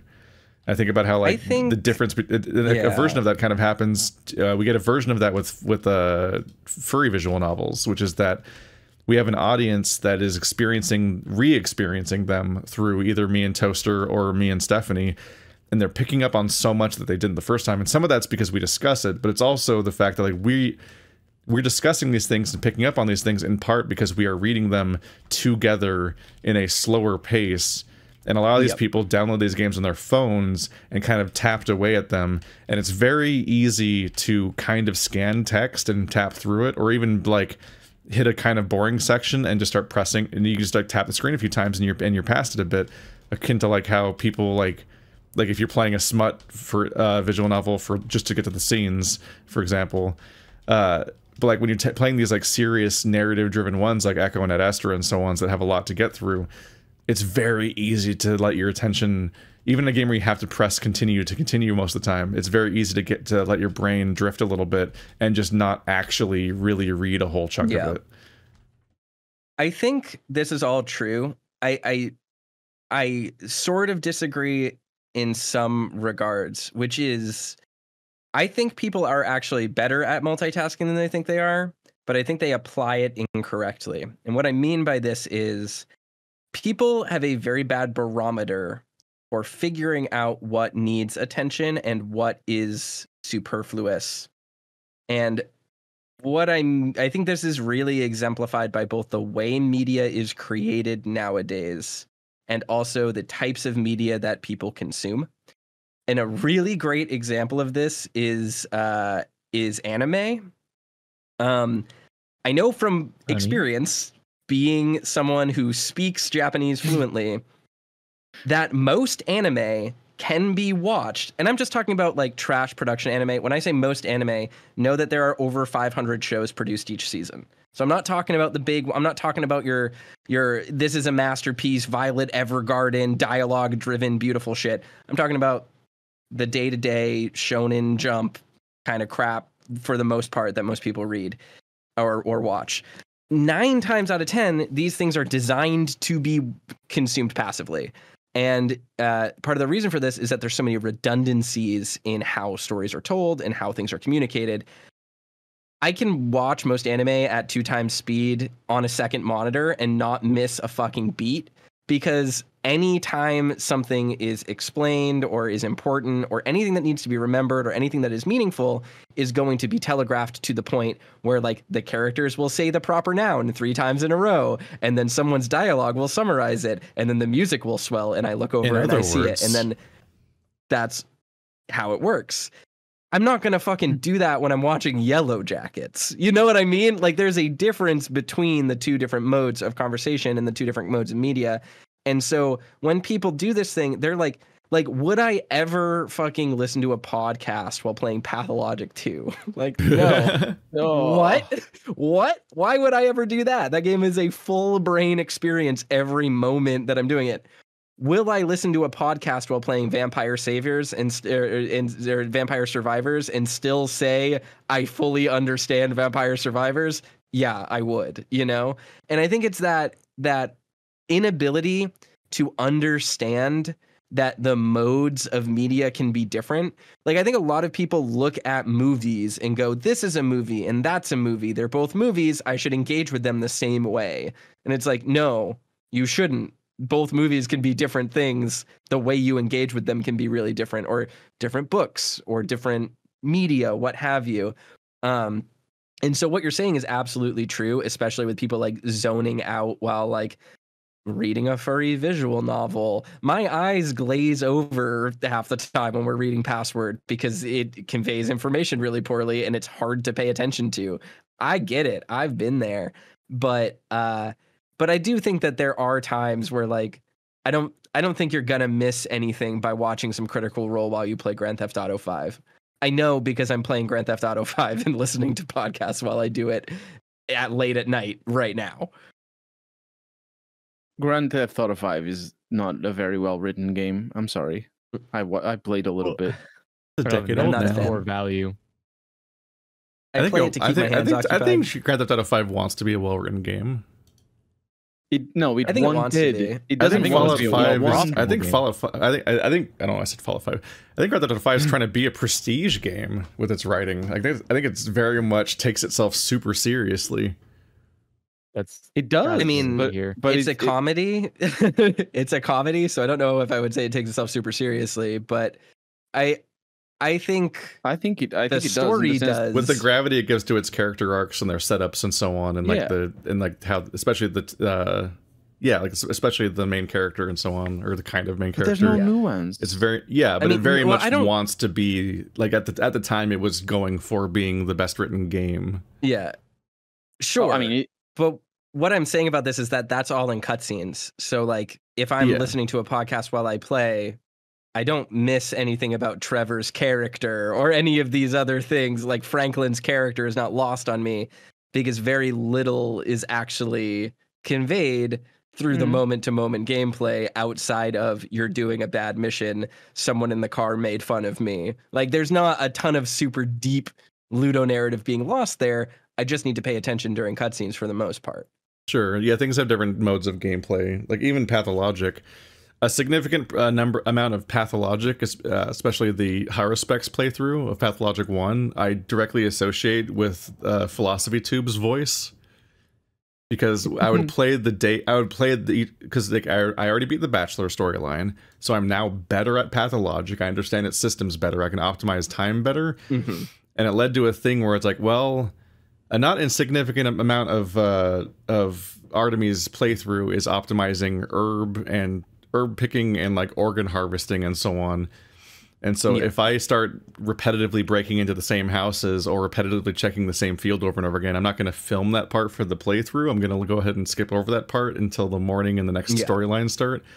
And so that would become like a kind of busy work podcasty moment, even though it's Pathologic. Yeah, I think that's where Pathologic 2 improves on the first game the most. Besides by not having a second campaign. No. Oh, well, it has the second one. It has it just, I think making it so that the midnight is not a breaking point, is just everything is fluid, means that you don't have dead time. Oh yeah, like, Pathologic so much 1, more fun. Pathologic 2 had more long-term goals because it had storylines that would be around for 4 days at a time, so you were juggling more things to deal with. It also just had more threats and more things that added frictions that you couldn't. Quests. Like Pathologic 1, for as chunky and challenging as it is in many cases, it does offer a fair number of relatively, like once you get into it, there are definitely routines you can just set into that are beneficial to do and that aren't that hard to execute, and that can kind of just become filler time that detracts from the tension and experience. But at that point, it has already accomplished the goal of getting you to even beat it once, to be that in tune with some of the stuff, which is its own accomplishment. But yeah, especially then if you survive all the way to the third campaign, by the time you're in the middle of Clara's campaign, you're kind of like, why am I doing this? why am I still here? Even the game isn't fully here with me. I feel like the game, like I showed up and the game didn't, to some extent. It's almost poetic that Pathologic 2 is struggling to finish its other campaigns, because it's the sequel to, it tried to remake a game in higher fidelity with better systems that itself didn't finish having 3 campaigns to begin with. Yeah. Yeah. I never finished the last campaign of the first Pathologic. Oh, it's not worth it. Not really worth it. Yeah. I think it's got some cool revelations near the end, but it's not like mechanically interesting. It is famously unfinished. Like after day 4, they ran out of time and they just shipped it with all the narrative stuff basically just sitting in the game. Yeah. Clara's campaign essentially has like 1 story mission per day. And then it repeats the same side missions every day. So there's just 1 side mission that takes place here and 1 side mission takes place there. And they're like, it's essentially like it's like Radiant quests in Fallout 4. Like it's like essentially like procedurally generated filler. It's like like I haven't played it multiple times, so I wouldn't keep notes anyway to know for sure. But like it's functionally impossible to tell whether or not the repeating quests are like in randomly generated locations or not, because of how unmeaningful they are, basically. Which is rough, because there's so much good going on up till then that it's just sad to watch the tires just fall off the truck, and you're like, well, fuck. Here we go. Yeah. Speaking of the tires falling off the truck, it's 3 hours after starting time, so we got to stop and let Colonel go to bed. Good. This podcast is over. Good. Subscribe to Noel Playing Games. Link in the description. There's nothing there yet, but there will be. And so, what, be there first. You don't gotta remember later. Well, who knows? 33rd, if not. Every call to action I do counts, because you miss other ones anyway, because YouTube is a shit show for getting people to actually see all the stuff you do. And I say that knowing full well that I upload multiple videos per day, so I did it to myself. But also at the end of the video is probably the best, because people are like, I'm thinking of what watch next. Well, you can't watch Noel Playing Games. I should go click on this empty channel and hit subscribe. Yeah, and then I should watch the number go up from the other subscribers, and then be disappointed when it doesn't go very fast. Call to actions are a struggle. See you guys later. Be the change you want to be in the world. The other way around. Which one is it? This was our Girl Boss Gatekeep Gamer episode. Finally. Bye.